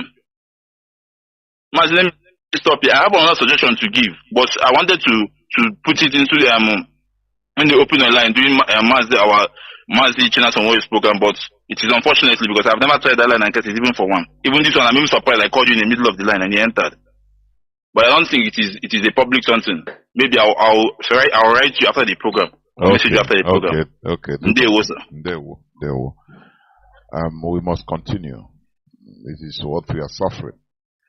What we are suffering, Nigeria contributed also a lot to our mental deterioration. I am telling you. Being in Nigeria contributed. It played a very huge part. Because we are just like people that are, no guidance, no law. And our people, how we behave. Put an Igbo man in a lawful environment. He become the best law abiding. Put him in a lawless place. He become the worst of all. The very beast. We know they carry last, carry first in good and bad. So we are in Nigeria, and Nigeria is a lawless country. Destroyed our mentality, and here we are. So that is it. This is where I'm going to switch off the calls, please. I will not pick any more call. Biafrans and lovers of freedom. Tomorrow I will come back. And I will also read, just like our brother suggested, I will read the press release again. Because we will not keep quiet. Where we see and know the author of the massacre, the slaughter of our people. And we keep quiet. Because we want to be into power. They always use insiders in order to commit atrocities. Any person that is telling you, no, don't come out, sit at home, he is number one enemy of the people. They want to use the person in order to make sure. Do you remember what happened in Anambra during the Anambra election, where the APC wanted to form the complete triangle, and the IPOB leadership played the complete chess game? You understand? Do you remember? When they thought that there will be there will be sit at home. At the last minute, they have calculated that, they are going to they brought prisoners from every part of the country in order to do something, to vote for their APC candidate, Andioba. But at the last minute, we removed the sit at home, and people, all their plans were turned against them, And what happened? That is how you saw the emergence of this man. I mean, this Chukwu Masoludo. No matter all odds, there are people that the APC is an evil party. All of them are the same, yes. But APC it's just like Islamic Brotherhood. That is how they are.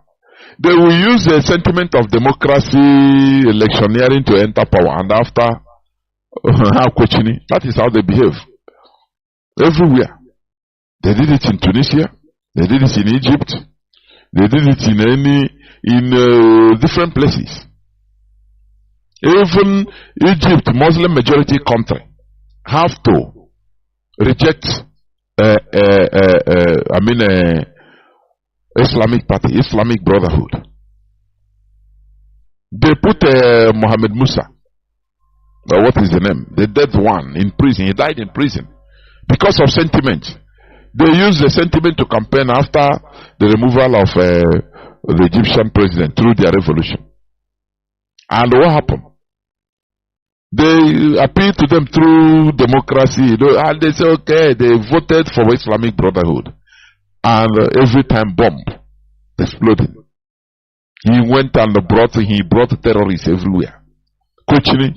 The same thing happened in Tunisia. A party, Islamic Brotherhood, they call Ennahda. The same thing. They use sentiment, but after they saw they saw them their way, and they say, oh boy, instead of them, let us continue what we are doing before. So, you see the contract they give to, we need to rupture the contract they gave to the vampire of Imo State. We need to rupture it, and that is what we are doing. We cannot allow this thing, we shouldn't allow it to take place. That's why we are calling the names of these INEC officials that are being put to rig the election. That's why we are calling on them, calling their names and numbers. So that to be forearmed, or forewarned, they should be forearmed. There are people will tell them to run away, do not do that bidding. Does it make any sense? Even the food you eat will not digest even. So, you better live your quiet life. No person will come after you. Otherwise, you help put him solidifying his rulership. I call it rulership. And you are in danger. That time, he doesn't care about you. He has given you the money. That's it. So, we must do the needful. Thank you for listening today. Biafra is our religion. Where is Igbo presidency 2023? Something to use in slaughtering our people. I am now joined by Mazi Chinedu. Mazi, please welcome to the program. Honestly. Mazi, can you hear me? Mazi Chinedu, I don't hear me. Yeah, Mazi, I can hear you. There is a lot of cracking. What again? Mazi, because Mazi, can you hear me? Yeah, you are coming out now.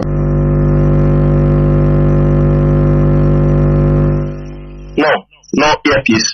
Okay. No earpiece. Oh, it's okay. Yeah. It's okay now. It's okay. No earpiece. It's okay. Go on, please. But the crack is coming from the crack is coming from your own side. I don't know if everything is clear. Your voice is coming out clear, crystal clear, no cracking, please.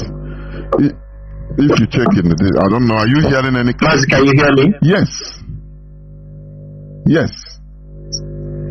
Your own, I said your own, when you are talking, is cutting from your own side. That's what I'm saying. Oh, really? Yes. Okay. It's cutting from your own side. Your voice is not. Yeah. Is it in the app? A bridge. Is it in the app? Let me see. Because the app is coming out clear. Yeah. So yeah, the app is okay, Mazi. Check your side, please. Okay. Go on. Anyway, your voice is coming out clear. Let me go. Yes. Yeah, let me go on. Yeah, please. Mazi Chinedu, Ndewo wa Chineke. Chukwu Okike Abịama bless you for the work all of you on the Radio Biafra is doing for the Biafran people and for the restoration of Biafra. Biafrans and all the lovers of freedom, my name is Mazi Chinashanworu. Mazi Chinashanworu is from Obingwa. And Obingwa is in Aba province. This evening, today, 29th of October, I've come to you people to continue from where we stopped last week. As I promised that I would be here to continue to educate our people, continue to clarify the false information being peddled by some people, because everything you are seeing out there at this particular time, our leader is in the hands of the enemy. They are all just to distract you. They are all to confuse you. They are all to make many of you to fall apart. That is why we continue to tell the people, it's only on Radio Biafra you will hear the truth. Only on Radio Biafra you will know what is happening in the Biafran struggle. Not from some newspaper stand, not from some YouTubers. You know, as people are now making money on social media, people want to come out there every now and then to tell you stories that are not confirmed, to tell you things that may make you have butterflies in your stomach, things they want to entertain you. It is a season for content creators. People do all kinds of things to make sure they keep you, following them. But for we in the IPOB leadership, after 10 years of awareness, 10 years of setting the structure, setting up departments, and setting up many leaders that will help Mazi Nnamdi Kanu in the pursuit for the Biafran freedom, we have realized that thousands of IPOB members have died. I'm not talking about Biafrans, because if you're talking about generally Biafrans, millions have died. That is why most of us in this struggle, we say to ourselves that we have no place to go than to make sure we restore Biafra. You can see a lot of rubbish many people can exhibit. To start it tonight, I will just pick it on from where Mazi Chinedu, just his last words, he was talking about Ohaneze. I have said this thing on many occasions, and many IPOB members know that nothing good will ever come from Ohaneze Ndigbo. We said it. Whatever you say Ohaneze Ndigbo doing is a policy. It is one of their policy. It is enshrined in their rules, modus operandi, that They are there to keep the Igbo down. They are there. The other last month, I think early this month, they came out that they put about businesses, they talk about village businesses. Today, they have brought up another topic. And whenever you Biafrans see Ohaneze Igbo running around looking for shaking hands across the Niger, this was what they did when Buhari took power in 2015 or 16. 2015. This is exactly what they did. For complete 8 years, the APC government, the Ohaneze Igbo continue shaking hands across the Niger. Shaking hands until their hands are shortened. Now, the new government of Tinubu have started. They have opened another chapter of shaking hands because they want to go and pay visit to Tinubu in Aso Rock. They need information pertaining to Biafra, things they will use and go for this mission. They are looking for articles. They are looking for what people are saying, that what they will use. And I have said it on many occasions. Iwanyamu is one of the hardcore saboteurs in Biafra land. They are the people used to sabotage any progress in Biafra land. They are responsible. And that's why you see them rotating. And today, he is back on that position because this is a very sensitive period. They have to bring those trusted saboteurs to come to head certain organizations. Those whom they used years back, men of no honor. It is because in our society we are giving glory, we are praising those that has money. We don't praise men of integrity. We don't know what integrity means in our society. We don't know what morals means in our society. That is why you see us promoting criminals, saboteurs, just because they have money. Look at that toys they have come there. He just took them to Enugu, share them dollar. A man that doesn't even hear. These are the people controlling Igbo land. They come, they call that one, what's that title they give that Atoeze? Do you understand me? Ozibondo. I'm asking Biafrans. Onyeka Atoeze na Zondo. Who? Is it in his family? In his family? Is it in his, where he come from or where he came from? Because you can share money to people. Is that means you are in Azibondo? Which Igbo came Azondo with our situation? These are the kind of people. Deception. Imagine Ohaneze Igbo. I want everybody to open your ears. I want to teach you people the game of these deceptions. I want to tell you how they are operating. I want to tell you how Nigeria are strategically positioning many people, using them to counter the Biafra struggle. That is what I'm going to teach many of you who don't understand, because most of you being overwhelmed with emotion. Suddenly, Ohaneze has started to shout about restructuring. The restructuring in Nnewodu continued shouting for 8 years before he left office. Another person, the same restructuring. That shows you they have nothing to offer. Today, the criminal or those agent provocateurs they have used trying to dislodge IPO, they have found out that the people could not do the job. At the initial time, it was Uche Mefo. I'm calling his name on radio so that everybody will know. It was Uche Mefo they used. But Uche Mefo did not have that lever and that capacity to do what? To unseat Mazi Nnamdi Kanu. He didn't have that capacity. There are many things most of you did not know. When Mazi Nnamdi Kanu was returning back from Israel, it was only one person that knew he was returning back from Israel the day he was entering UK. I mean, inside UK. For us, we knew. Some of us know that he was returning back to UK. It was only Uchemefo that came to the airport. Even at that time, some of our people called. Of course, he was the deputy leader. But guess what? On that day, who knew that Mazi Nnamdi Kanu was coming? Nobody knew. Whether the British, but I'm sure he informed them. When Mazi Nnamdi Kanu arrived at the airport,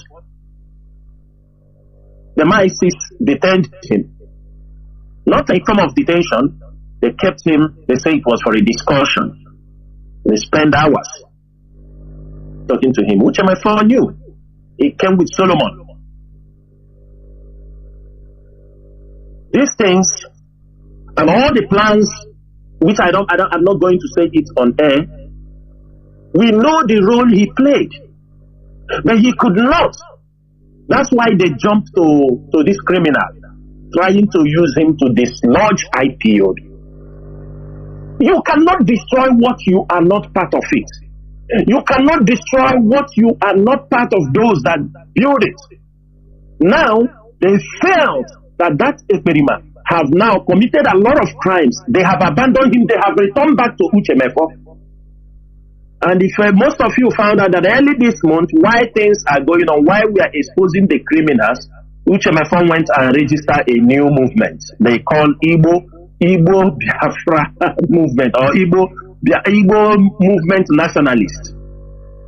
And today, if you go to see the press release by Iwanyamu Ohanese people, Mazi, I think I have sent it to the forum, which you can see. He said that Iwanyamu publicly adopted they adopted the motions and strategies of Uchemefo, his Igbo nationalist movement. Iwanyamu publicly said that this is what they want, because they want to bring him back. They want to use him to go to front in Abuja in negotiations. Because what the experiment they have used have failed. He has shown his hand because of out of all these things, he has fallen. They bring Uchemefo back. It's not that they don't know. Are they bringing Uchemefo to use him to negotiate with Nigeria? His policies of Uchemefo, the BBC customer service, is now, his strategy is what they want to use for the new Nigeria. Biafrans, are you people even reasoning? That is why I encourage most of our media personnel. I encourage most of you who have left what we are in for. Sometimes you attacking yourselves on social media, taking religion. Religion is something we will be educating. And about religion, you will be teaching the people, because our people cannot contain certain things. There are some information you will throw to our people. They feel like, no, this is they can't comprehend. It's gradually. People are picking it up. It is not we who are going to do all the jobs. As we are opening the eyes of our people, as we are educating our people, other people will take up the baton from there. They continue to fight. We move on to another stage. Today, it is from IPOB people have started preaching about our way of life, going back to the roots. People now are becoming very, very sensitive. You can't deceive the people any longer. It is the work of IPOB. Don't think we are going to remain teaching those things. Once ever any message passed to the public, when they are well received, we move into the next level. Today, people have picked up certain things. They have found out the importance of uniting our people. Other people have come up in a different way, trying to do those things because they saw reasoning into what we are preaching. And today, it is yielding fruits. We are witnessing on Sundays now, people say, showing all these things. They are going that way They're taking up the job. They are relieving us certain jobs so that we can focus. They continue to spread the message. That is how the gospel moves around. It is not only we that we continue to preach. We are not going to die speaking on one topic. The moment we achieve one and the message is being accepted, pastors will take up the messages. The bishops will take up the messages. They will all help us to spread the messages. At least today, most of you have realized no more too many miracle, crusade, every corner. They have found that their game is over. They are very cautious in whatever they are doing now. They are very, very cautious. Why I am saying these things is for our people to understand that this is a game of the government. Remember, the government will not come out, not on every point they will talk. They have their mercenaries. People they are using, trying to destroy the movement. Some people also will be used. They don't know they are being used. That is why you see some people, when they move, they realize themselves, they try to come back because they know they are going out of lane. Whatever that is happening now, I want every Biafran, every IPOB member to have it in mind. Things will happen. Surprises will spring up. And it is our duty to identify them, inform most of you, be careful. This is a trap. This is not a trap. Be careful. If you play this lane, you will get hurt. But sometimes you try to teach the people, they don't understand. They want us. Another tactics. The government use some people after you say, some people said, what are you people doing? Because we are starving the enemy information. We are starving them information. They are getting the hit. They are getting it. They're getting the message. Anytime you see Ohaneze reacting, they are misbehaving, you see them being agitating for restructuring, there is nothing they can do. They are all set up. One person has been given money. Either actors have collected the money, because this is the job they do. And I want to use this opportunity as we progress in this struggle. These are not the years we talk about the federal government. We will descend our anger on those who have called themselves leaders in Igbo land. Because if you come in Nigeria, both the governors, both the traditional rulers, both these so-called Ohaneze, they have helped so much to impoverish our land. For example, let us just look at what is happening in Abia State. Is it not the same money Okeze was receiving? Is it not the same money another governor have come in? Those who want to do something will do. They have all come in. They don't want our land. And sometimes we don't have to blame Nigeria. But even if they don't build the federal roads, but what of the state roads? Is anyone built? No one is built. And this IPOB at this stage, some governors will be used as an example for not developing our place. It is very clear. While we are fighting for our freedom does not mean our place should not be developed. While we are fighting for our freedom does not mean we don't deserve to have a seaport. While we are fighting for freedom does not mean people don't have to build companies in our place. While we are fighting for freedom does not mean we don't need electricity in our land. While we are fighting for freedom does not mean our roads and the security will not be there because we are fighting for freedom.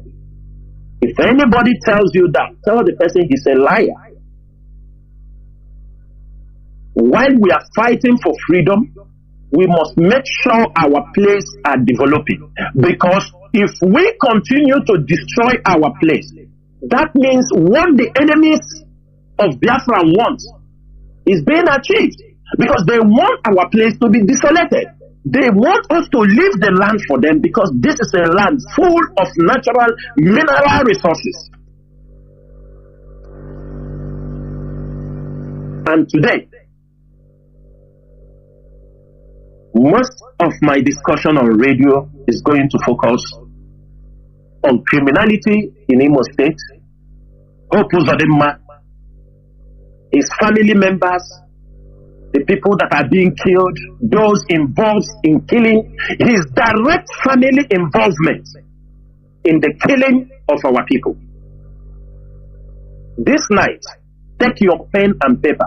Maybe your uncle may be part of the INEC members who are coming to do another rigmarole in Imo State. Everybody I am going to call his name here, we know his home, we know his family, we have every movement, and we are waiting them to make the same nonsense.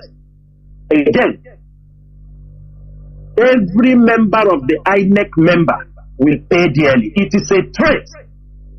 I'm telling you, I want them to go and put it and give it to that is a threat to democracy, but I will mention because these INEC officers are one of the most horrible people in our land. INEC, the staffs, all of them, every location, every unit, these guys are going to handle. I'm going to mention all those INEC officers that people will know. If it's your uncle, if it is your husband, your wife, your daddy, or your mommy, tell him the election in Imo State will take his head if he didn't take care. Because the nonsense they continue to do, because when they do that, they go free. Anything they do, they go free. If they know, they must put resignation. Because on that day, or before that day, or after that day, every one of them, for since 1 month, we know where they are, we know who and who, the station that you are going to rig the election, the same rubbish you people want to continue to exhibit in our land. You see what Hope is doing in Imo State. Every one of you is seeing it. When we tell you that Hope Uzodimma, they are the cause of insecurity in Biafra land, most of you don't believe. Today, Dave Umahi is not in power in Ebonyi State. Is Ebonyi not cool? I'm asking every one of you. Dave Umahi is no more the governor of Ebonyi State. Do you see criminality, killings, and all these things in Ebonyi State? No. Because this new governor is not trading in his path the same way he operated. That is why they continue to use some of their members. They connected with this Eperima. As I am talking, I want everybody, you will go and check Ebonyi current news on social media. Do you know the person managing that page? The same page, he said it's Ebonyi current news. If you go and find out who is managing this page, this is the present commissioner for environment in Ebonyi State. He was a former leader. After this program, I will post his picture. Go and see in that page and see how they promote Eperima. Telling you is because it's from Ebonyi State. We have all the connecting bodies. A commissioner of environment. I think you know his son is dead. We know him very well. I think the son is dead. One of his sons is dead and is in the mortuary. The two bodyguards that goes with him here and there, we know everybody. But one thing is sure in Biafra land, people thought we don't know. IPO became to restore Biafra. It's not to kill our people. But we know every move people are making to sabotage this struggle. We have every move people are making to make sure Nnamdi Kanu remains in detention. And I'm asking every one of you, Ohaneze that came out and told you they are talking to Nnamdi Kanu, that they are talking to Nnamdi Kanu They say they are talking to Nnamdi Kanu. As they are talking to, they want to go and talk to Nnamdi Kanu in talk to Chinedu. But who are they taking his strategy? What are they adopting? They are adopting Uchemefo strategy, bringing the enemy of Nnamdi Kanu to go to say they are negotiating for Nnamdi Kanu. Is that possible? That is the game. The game they are playing. Today in Imo State, most of them have gone as far as Lagos. So this one they are calling Obuko Obi. The same game they were using him back to play in Igbo land. They will use him, he preach. Men speaking from both sides of their mouth. Most of you watch it because you people are men of little faith. You have no brain. You call him a man of God that read the palms, and he's a man of God. He read the palms. I saw many people go to the church and he will say, you open your hand. Don't you know those who read the palms? Don't you know? Now he's telling you.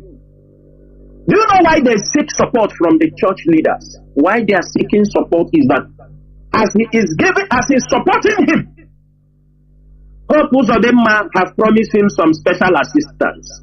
There is money that will be coming to his ministry every month. Maybe he will give him, when he wins, he will tell him, give me 50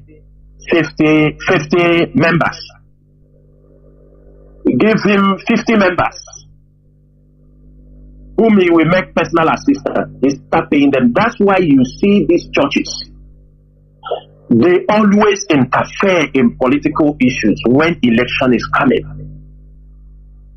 They always interfere.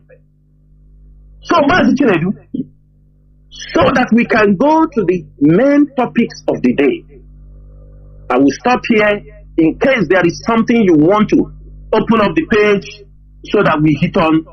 Please do so. First of all, there's something that has been in my mind about what I started at the early time, or in my preamble. We are living in a contraption, in a country where our people lament every time. We have been calling our people to come back from Lagos. Mazi, this demolition, closing of markets at will, Alaba International Market was closed, and who knows how much that was paid before. All these are our people suffering, and they are demolishing houses in Lekki, and many other places in Lagos, and our people are not getting this message. Mazi, how do we go tell our people, what do we do to our people so that our people will understand that, look, they are not needed in Nigeria. Look at our land. Railway lines that was put, some before even independence, some after independence, through our hard-earned money by Michael Okpan and others. They dismantled it quietly, and you don't see Ohaneze, you don't see no person made noise, only IPOB. Mazi Bunile on IPOB. Mazi, please talk about this first before we continue, please. How do we go about this? Mazi, there is no way we can go about this than what we are doing now. Frankly, I wrote something last time on social media. Somebody said a leader don't suppose. Let me tell you, we are not going to, those we are trying to save, we are not going to continue saving them, and they drawn us back. Because most of them are not on the same page with us. But our duty is to make sure.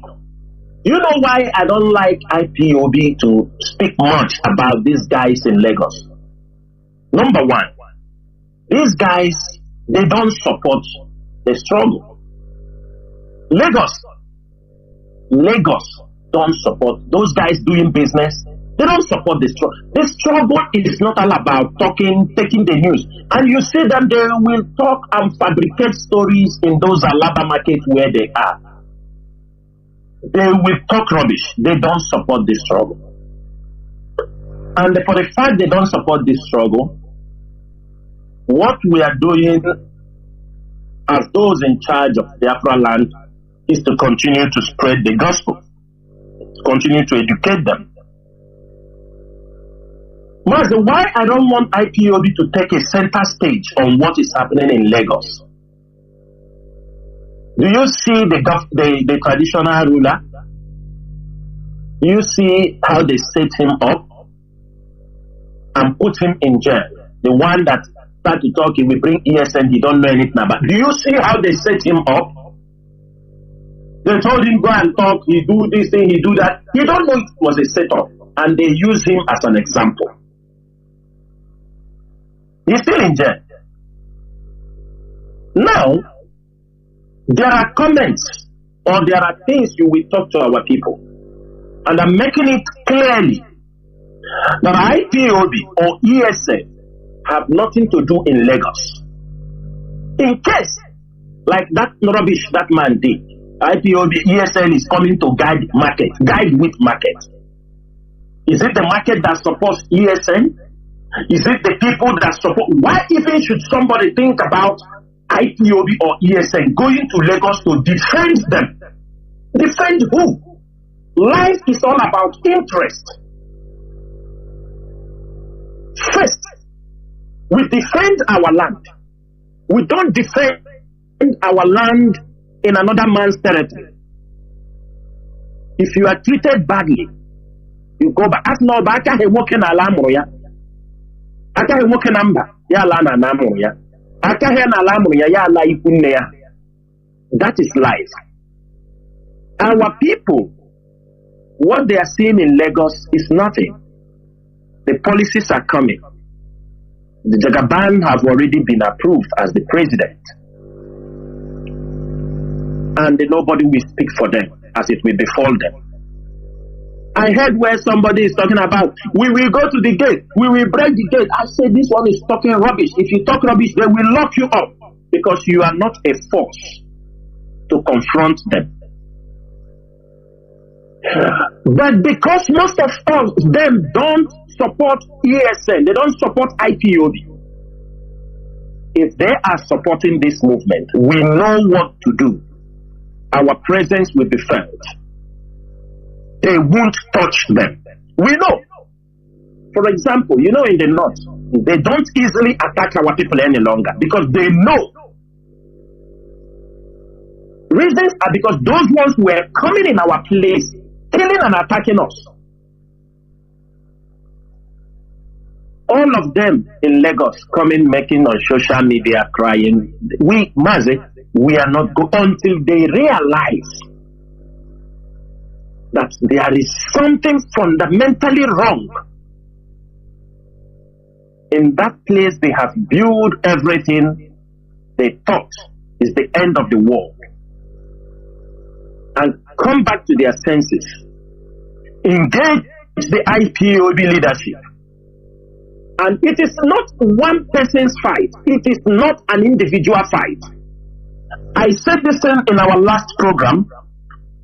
Some of them are afraid that they will lose. No. If Biafra comes tomorrow, I know it's a very difficult decision, but there will be a round table negotiation of our wealth, of those properties. Sometimes Biafra may decide to compensate any one of them. It's normally happened. It happened between Eritrea and Ethiopia. It happened in Sudan did not compensate so much because most of the South Sudanese was living in Khartoum did not have properties. So most of the people settled were people in Juba who were living in Juba. There is always, there will be which building, when Biafra device, it says the government will not pay you, it's not Lagos state government will pay you. But there is a provision where countries step in and you will be paid. Some of our people have become also very, very stupid in their analysis. When you talk about coming back home to do, they tell you, is it the home there is insecurity? But before now, insecurity when? Just last year or last 2 years, insecurity started. Just last year or insecurity started. Okay? Or last 2 years. Say last year is the height of the insecurity. Before last year, have you ever think of coming home to invest? Have you ever think of coming home to do your business? You just find an excuse of yesterday. What we are saying today, they say they have opened the trade fair after taking away from them over 200 million naira. Over 200 million naira. And when you see them lock up the shops like this, they want to squeeze money from them. And that is what they will be doing. They want to put up new fees that will make life miserable for them. Fees that may come like 100 million, 200 million, 300 million, depending whatever they will come on the table. It's a new, they will extract them. They will make their life miserable. And when they make your life miserable, don't think that they will destroy the market. No, they are going to impose fees that will warrant you. They will drain your capitals. And you will come back with empty bag from Lagos. They will run your business down. I want our people in Lagos to open their eyes. They are going to implement a kind of tax that you will say, instead to be here, I better leave. They will drain you. They will send many of you out of businesses. If you don't want, you go and sit down. In our place, look at Law Panther was given to them free. Free. No tax is being paid from Law Panther to Abia State government. No tax. I can bet anybody, if there is anybody paying any tax from Law Panther cattle market to Abia State government, unless they started paying this night. But look at our people, what they are doing to them in Lagos. So Mazi, the issue of Lagos, they have continued, they have opened the channel of bribing. Just like the way our people, you are with them and they see police, they bribe. What this set of businessmen in Lagos are doing now, they are opening another pattern of extortion from them. They will make life miserable for them. And their voice is too small to be heard. No matter anything they will say, nobody will hear them. That is why, and the Lagos state government, they knew very well that our people in Lagos are fickle-minded people. That's why they can descend on them. They know IPOB will not interfere. And we are not going to interfere until most of them in Lagos do the right thing. They know what to do. They know how to support. It is time that we now become very, very practical in anything we do. Because we spend our time defending people that turns out to be our greatest enemy. I could remember when Mazi Nnamdi Kanu promoted Yeson Wike. Wike turned around and massacred our people. I could remember when Mazi Nnamdi Kanu was fighting for Jews Okalu in the prison. He was sentenced. He turned out and still continue in his sabotage.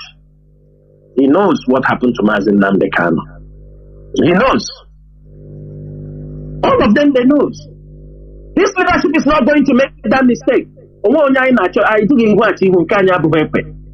If you call us somebody, we will call you somebody.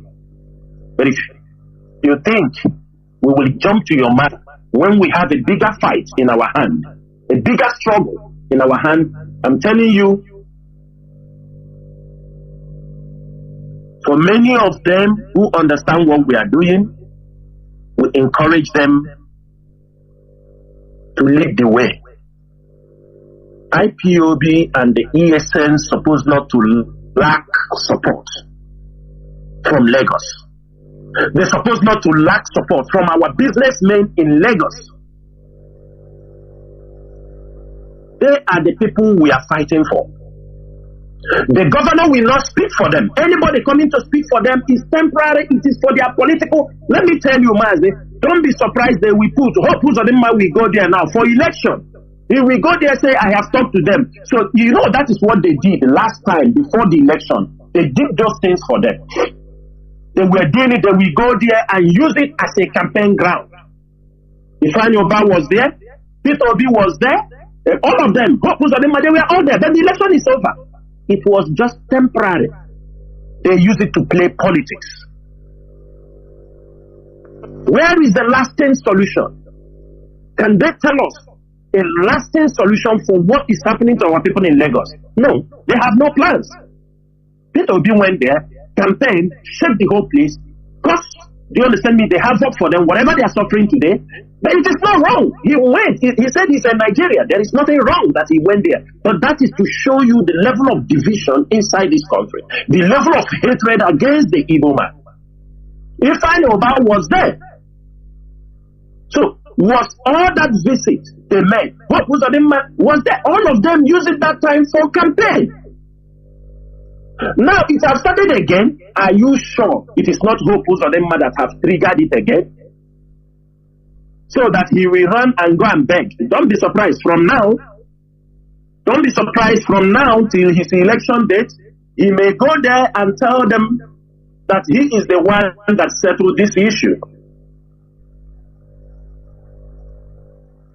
Therefore, my brother Chinedu, I will leave the issue of Lagos in this particular place, and we will take up other more important issues today, so that next time, maybe in our next program, we will try to call in people from Lagos to exactly tell the world what they are passing through on Radio Biafra. Those, I am using this opportunity to ask the Nigerian coordinator to get us some people who can come also on the radio and give us a vivid picture of what is actually happening in Lagos. With all this, we can be able to know when to step in and when not to step in. Thank you, Mazi Chinedu. There were Mazi. Now, you know, we are heading towards the Imo gubernatorial election, which is coming up. Is it 11th or 12th? And we see we have a Supreme Court imposed governor that has gone 4 years. Now, Mazi, we see how things are done in Nigeria, elections, how, you know, for me, by now they have written the result already, wasn't it? Just to, of course. Yes. Of course. Please, of course. Now is the time to talk about it and what should be done. And if there is any warning, please, you go on, please, Mazi. There we. Okay, Mazi Chinedu, I want to start by, I hope the media or Hope Uzodinma is listening, because we have a lot of things in our hand, but we feel this is the time to tell people, to remind the Imo people, we know they are not the one that voted him in. That is why he's called the Supreme Court governor. It was not Imo State people that voted him in. And as the election is fast approaching, we all heard that the Supreme Court wanted to give a judgment on 30th. From a reliable information, we heard that Hope Uzodinma have bribed those concerned with a sum of 5 billion naira to shift the date of that court, of the Supreme Court judgment, to December. It is reliable that he paid such huge amount of money. 5 billion naira. Hope Uzodinma paid. You know, in IPOB or on this platform, we don't say what we don't know. Hope Uzodinma have released 5 billion naira to shift the date of the Supreme Court to give judgment. To when? So the coming month, towards the end of this month, Mazi, there are politics being played within Imo State. You know how Hope Uzodimma, what he did to Okorocha. Because of what he has done to Okorocha, if you found out a couple of months back, Okorocha was forced to shake hands with him in Abuja. There was a picture that surfaces online where the former APC chairman and other people, they try to bring them together. You see, this is a forced settlement. And Okorocha gave his own conditions. Conditions that Hope should be removed or nullified. And there are people coming from Okorocha and to use to replace Hope. Maybe they can contest. I don't want to mention their names. And on the other hand, some people, these are hope. They're taking people's hope and aspiration, in balance. They're trying to weigh the tension, whether hope can go or not. That is APC for you. They know all what they're applying. Now, Emeki Hejo on one hand is waiting. Maybe on that day, they may nullify, he will become the governor. Because hope has killed the number of people they want him to. But to tell you there is confusion and fear among all of them. And I can tell you categorically that Hope called his brothers, because Hope brothers are part of those committing heinous crime in Imo State. In Omoma, Hope, his family members, his senior brother is part of those committing crime. Hope Uzodimma, he called his brothers of recent. We are in their family now to hear. They said the words here. He told them that everybody try to buy a house in another country. That's what he told his brothers. And all the people he's using doing the rubbish in Omoma. He said, as this work is going, try to buy a house in another country, not in Nigeria. Go very far in case I lose power.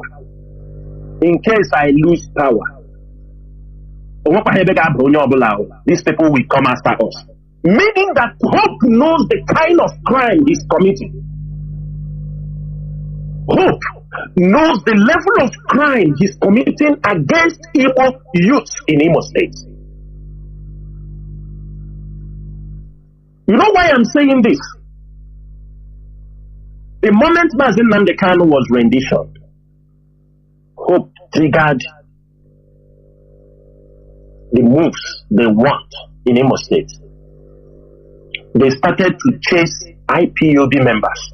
In Omoma, there was an order given by Hope to hunt down any IPOB member you got, or anybody with this IPOB people or ESN. He's giving, even till now, 1 million naira just to point one person. When you point one person, then we go for you. That is how they massacre many IPOB members in Imo State, especially in Omoma, his place. And this evening, there are people that they also went to their houses. The people escaped. They used to come with the police, the DSS, the army. And the one thing is this: there are some killers Hope has that they gave them military uniforms. Sometimes when they want to do some dirty jobs, he don't want the DSS to be involved.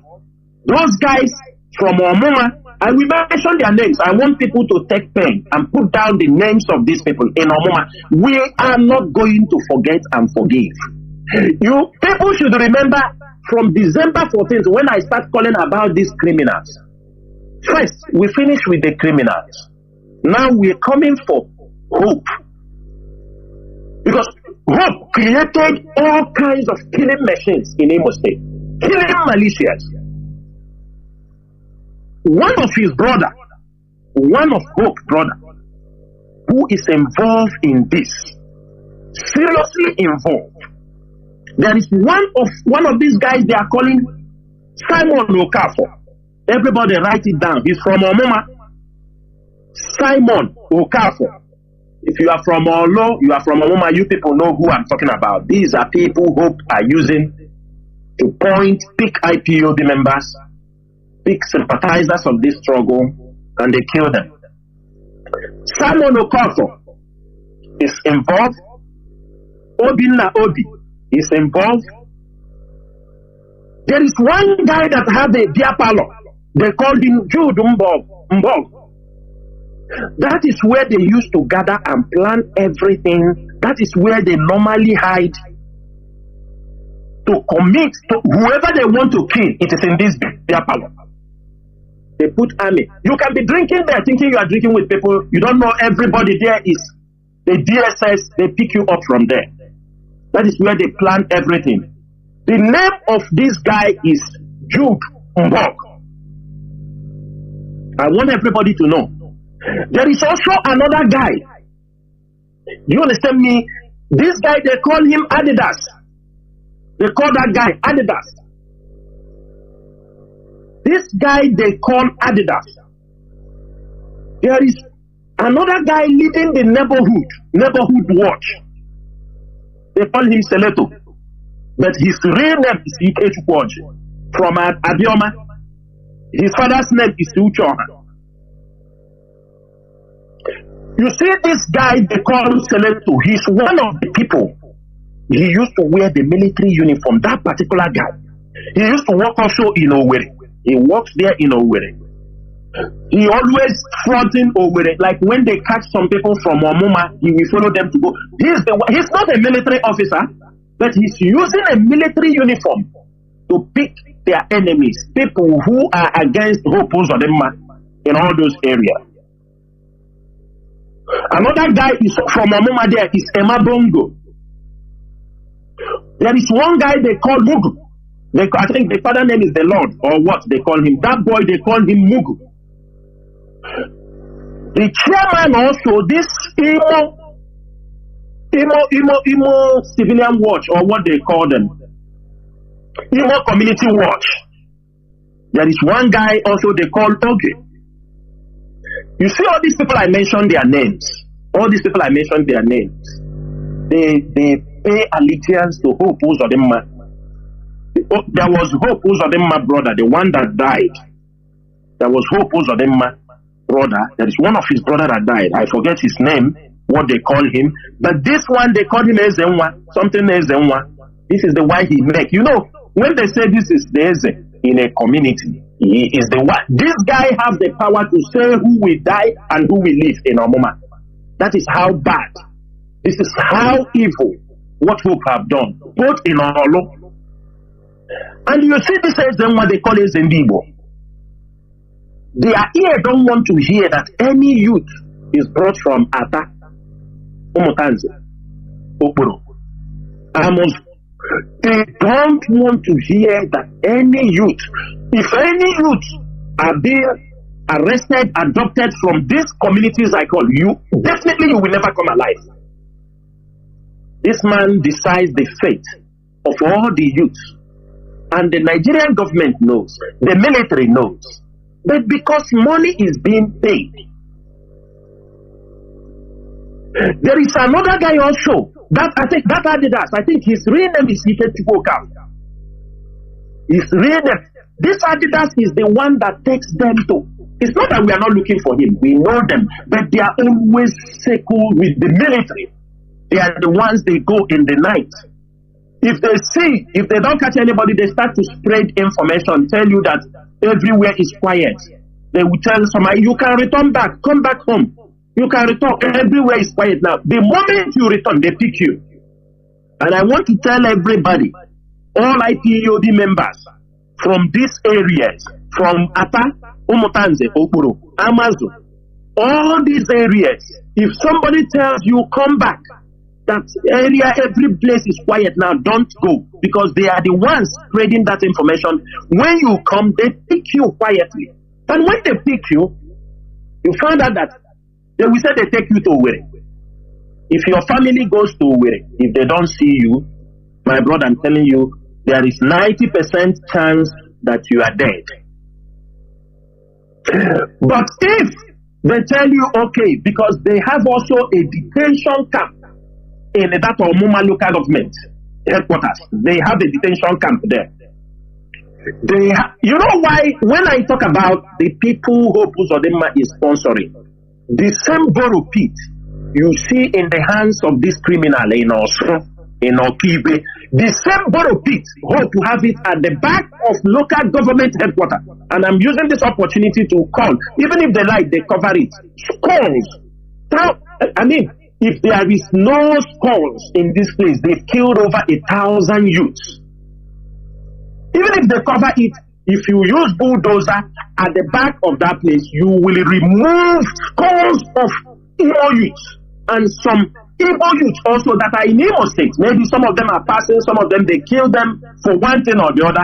Found maybe IPOB regalia with them, or find something they said is connected with IPOB. They are being killed. You know what the Hope Uzodinma brother is doing? This is a man.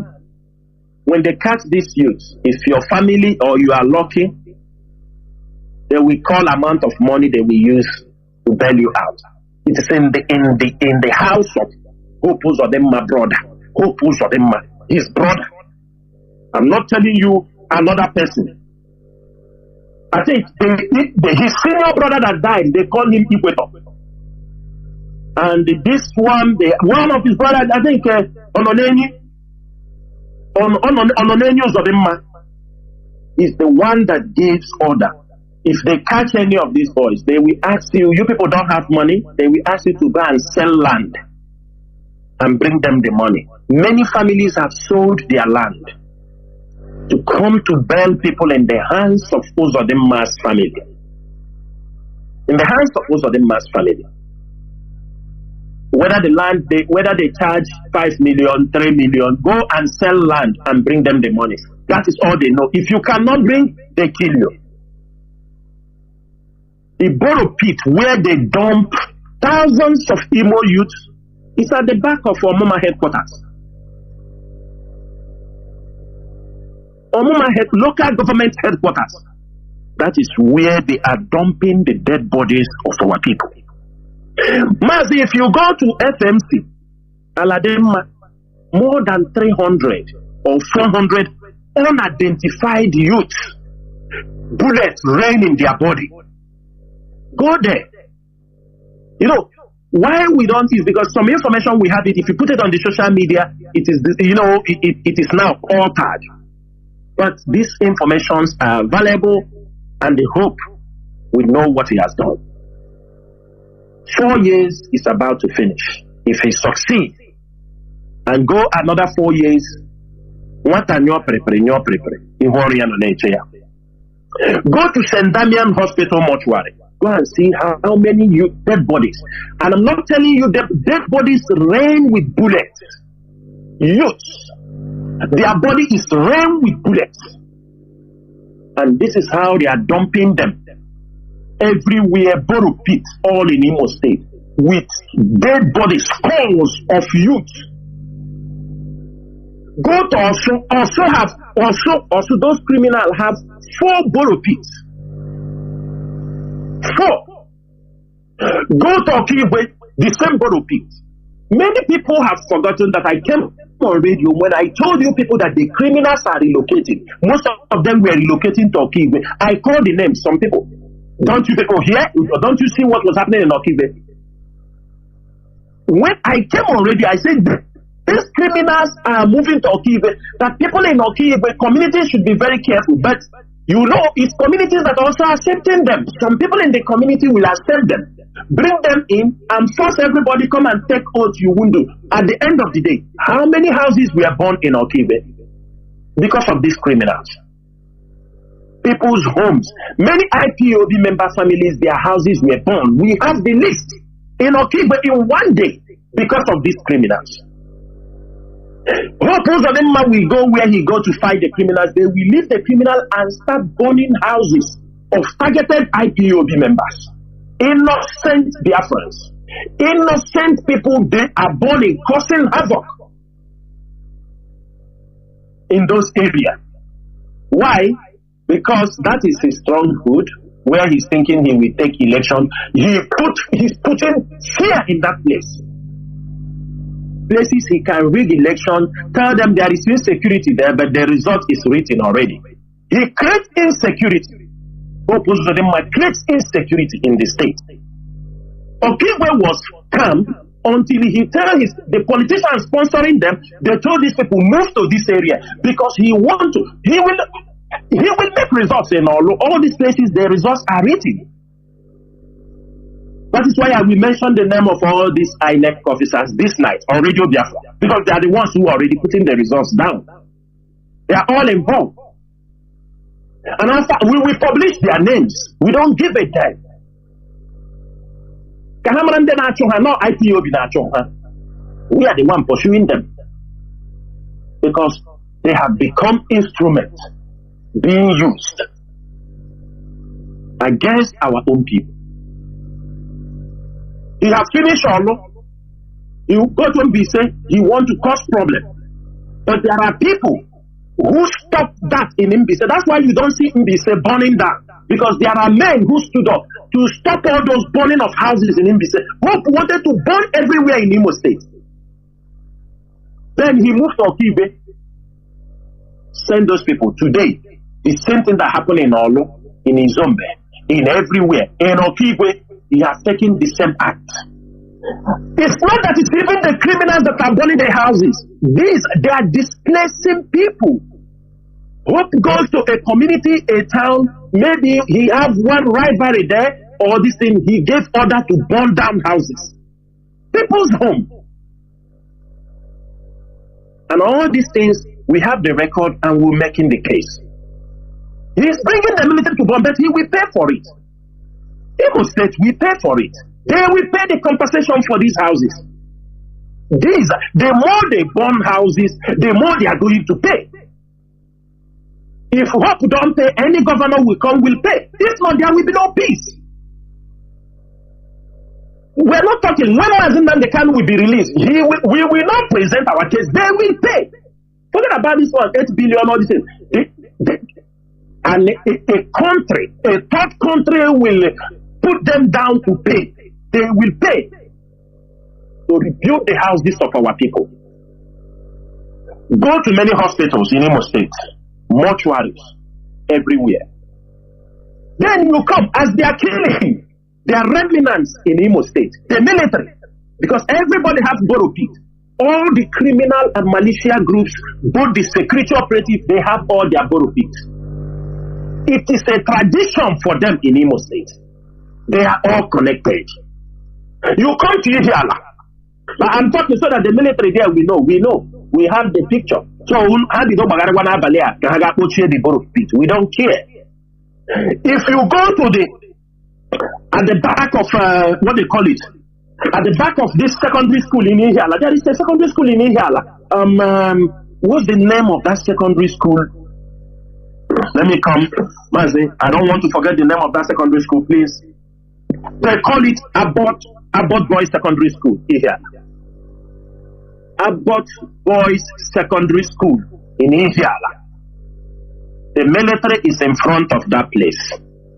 And at the back of Abbott Secondary School in Ihiala, the military themselves have a borrow pit where they capture our youth, kill and throw in the borrow pit. They also, their own soldiers, whom they recruited, all these boys they recruited from Mbamiri side, or the Rivera area, that they brought to come and help to fight. So some of them, you see Asari that recruited them for them. Most of those boys they recruit. So most of them also, when they follow them and die on the process, they are being killed. They are taken and dumped inside that particular borrow pit. So those boys, special forces you see, they bring some of them to fight together with them. When they are being killed, that is where they dump their body also.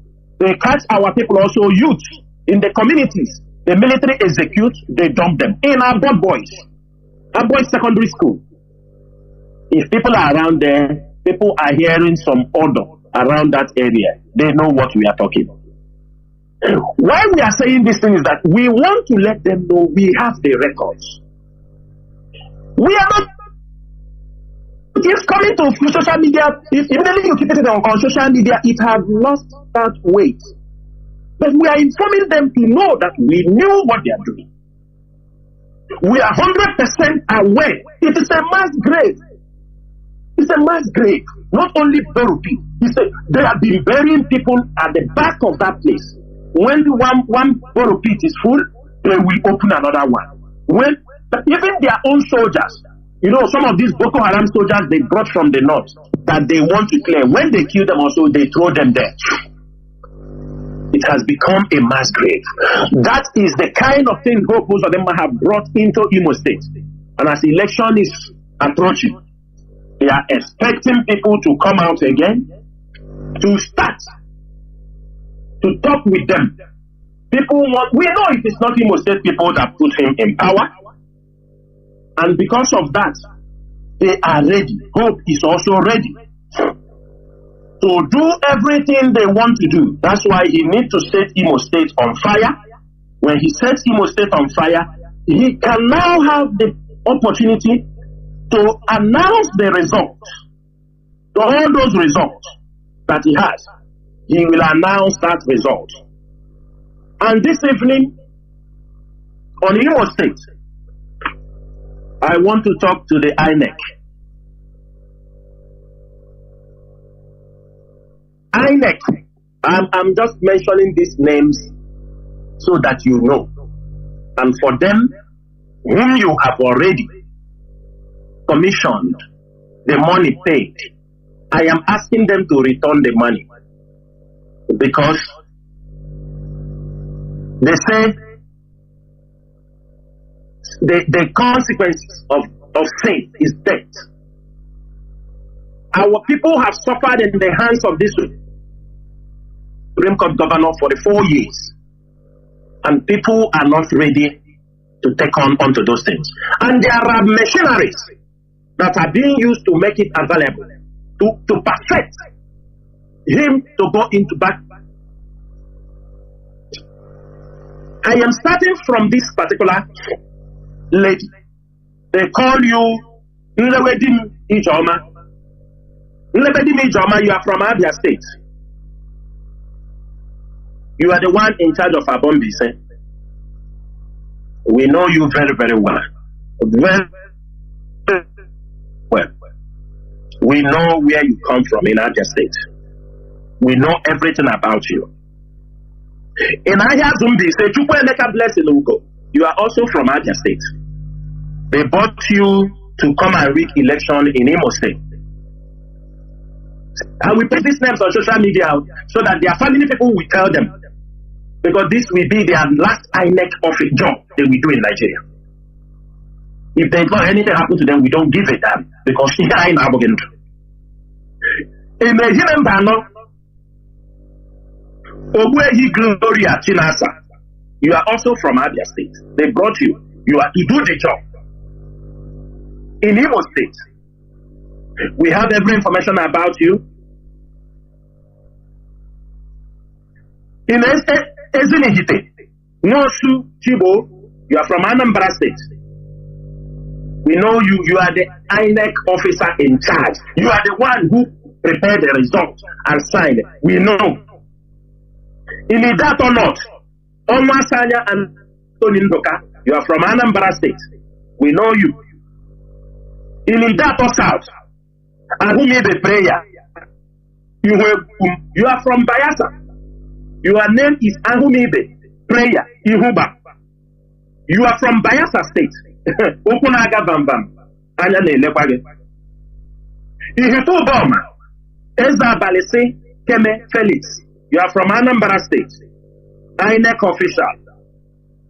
Ike Duru Omeje Ike Chuku Ike Mechuku Peters. You are from Enugu State. Isi Alambano Mweze Elizabeth. You are from Ebonyi State. Isu Asabara Ike Chuku. You are from Abia State. Mbitolu Mwadisi Teresa Nkiru. You are from Enugu State. I am not calling every unit, but these are the major units Hope Uzodinma want to use to dislodge every member, everything pertaining election. These are strategic places. Our results are down. These are the people who will put it down. That is the people I'm calling their names, not the whole of Imo State. These are strategic points he's going to use to win election in Imo State. Ngwakwala, Obuishi Richardson Ikechukwu, you are from Enugu State. We are following you. If that's Imo State, you make nonsense. You won't. Njaba, Nwankwo Nkemakolam, you are from Abia State. Nkwere, Opara Elom Ifoma Antonia, you are from Enugu State. Wangele, in Imo State, Obete Chinyere Vivian, you are from Enugu State. Obo, Nonyelum Benjamin, you are from Enugu State. Oguta, Obichehi, Ozioma, good, you are from Abia State. Ohaji Strokewema, Nwosu, Novel, Ikenna, you are from Abia State. Okigwe, Uzo, Chipwendu, Victor, Abia State. I feel like you are Victor. Okigwe, Victor, onye mapaya jegwaya. Because here in the that is all. Challenge. Imo State reach anybody. Imo State.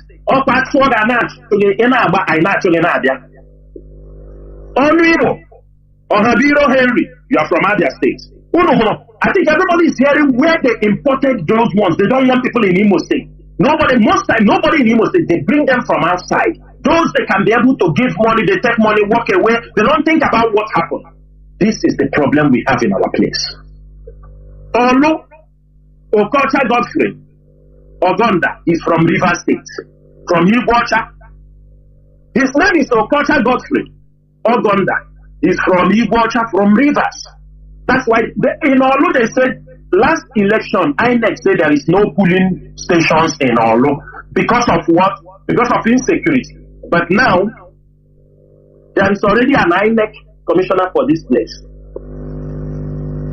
INEC, who is going to write the result? That is from Igbocha. You know, they have brought somebody. These are people who did rigging, good rigging for them. You come to Osu, Orenedu, Etel Ikenna from Anambra State, Oru East, Okoli, Abadenego, Anambra State, Oru West, Uzoka Emmanuel Uchenna, Imo State, Owerri Municipal, Obonna Ifeanyi Chukwu, Enugu State, Owerri North, Nnaji Ikechukwu Henry, Enugu State, and finally on the list is Owerri West, Okike Emeka from Ebonyi State. If everybody listen very, very well, in all these lists I mentioned this evening, only one person is from Imo State. Only one person is from Imo State, and that is only Oru West. Where Hope Uzodinma, this is his area, Oru West, Uzoka Emmanuel Uchenna, his brother, those who will ride this. Do you see how they have perfected what they want to do on 11th? There are 27 INEC officials penciled down, going to be used to make sure that Hope Uzodinma continue to be in power, to continue to kill our people in the next 4 years. And this evening, the only thing IPOB will do is to make sure that these evil people who have collected money to come to rubbish the state once again, because these are people they just pay, they don't care, they pay as you go. These are experts. Hope Uzodinma knows that they will do the job, and INEC knows they will, because you know when you talk about INEC, you know it's APC. These are the people they have positioned, and after this program, we are going to release their names. We're going to release their names. We are informing them. We are informing them very well. You will tag INEC in this. When we pencil down the names and their telephone numbers, I'm going to put with their telephone number so that people will call them and say, look, what is going to happen in Imo State is a very big problem. I have to say one thing. this leadership is different from Mazi Nnamdi Kanu. Let me say it. Sometimes, Mazi Nnamdi Kanu said a stage that some people want him to come and talk. No, we are not going to say everything. I'm telling you, I don't care what people said, but people knew that IPOB not about. We bite. We do bite. As they bite us, we bite back. But one thing we are not going to tolerate is in this 21st century, in this stage, at the height of this struggle, people should not make caricature of this movement.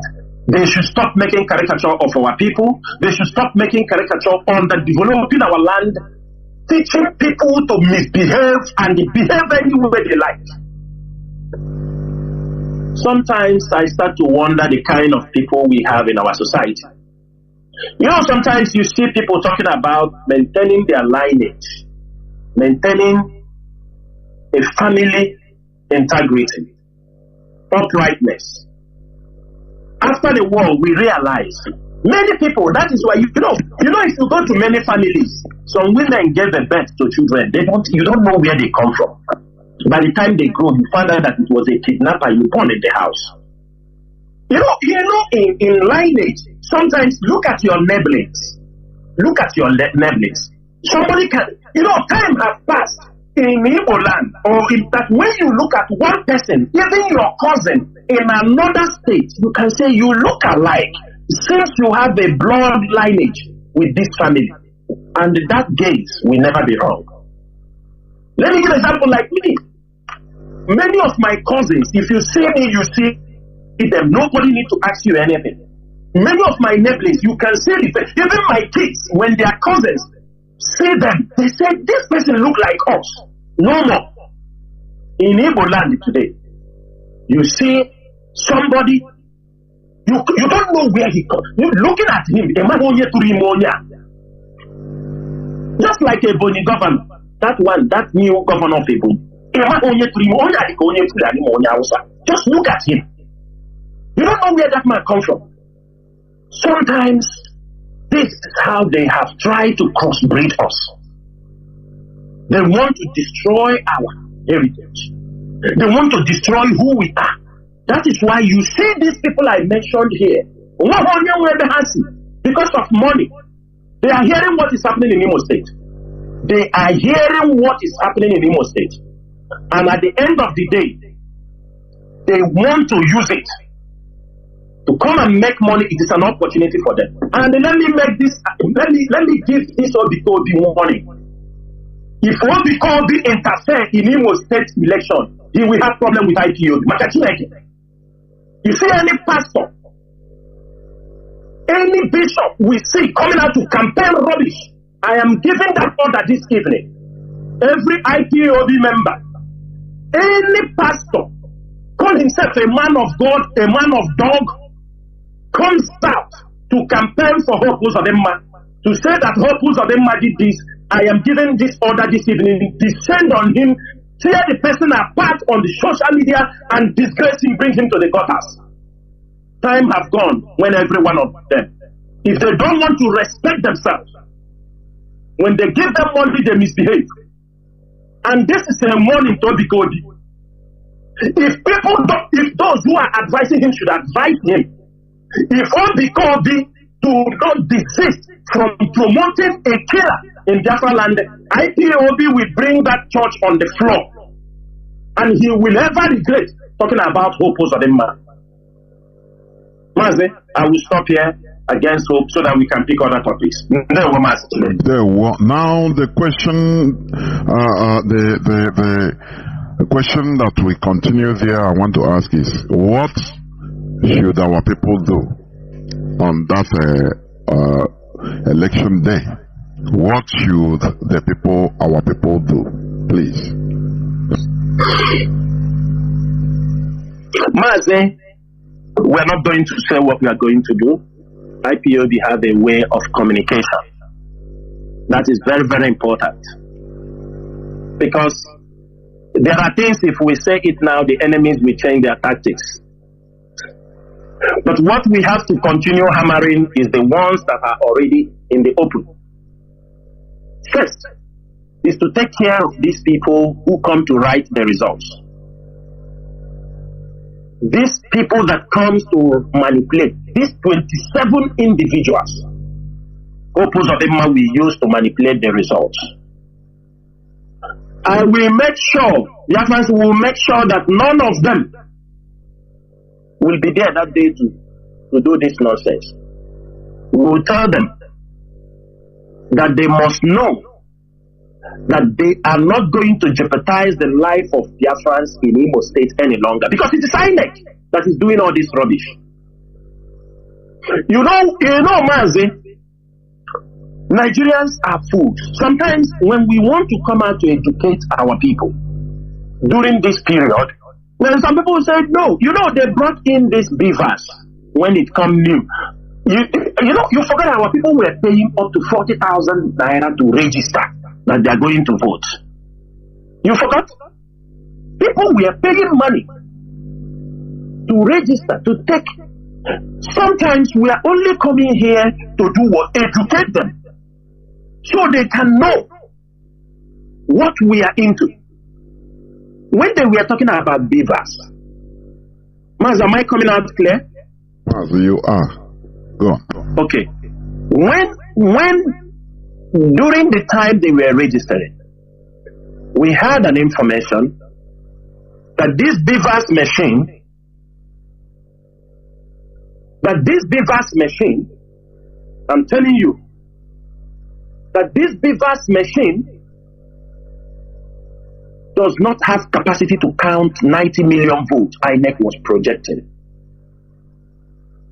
In America, where some of these machines are being used, they are not used all over America. They are used in states, different states that may use, especially those. This beavers machine has no capacity. Never in the history of beavers machine has that machine been able to count. The maximum capacity is 30 million. When it gets to 26 million, that is like they won't go up to 30 million so that the machine doesn't break down. You know that. Highest will be 26 million. Go and check the Nigerian voting. It was around that 26 million. Every other vote from everywhere is dumped. This is called dumped vote. Now it has failed. Now in Imo State that they're supposed to use the beavers, now they tell you they are going to do it manual, where they will write results, intimidate people. And many of our people know this. Even this Ebukobi I am talking about now, do you know that Ebukobi is from also local government? Or Ebuka Obi is from also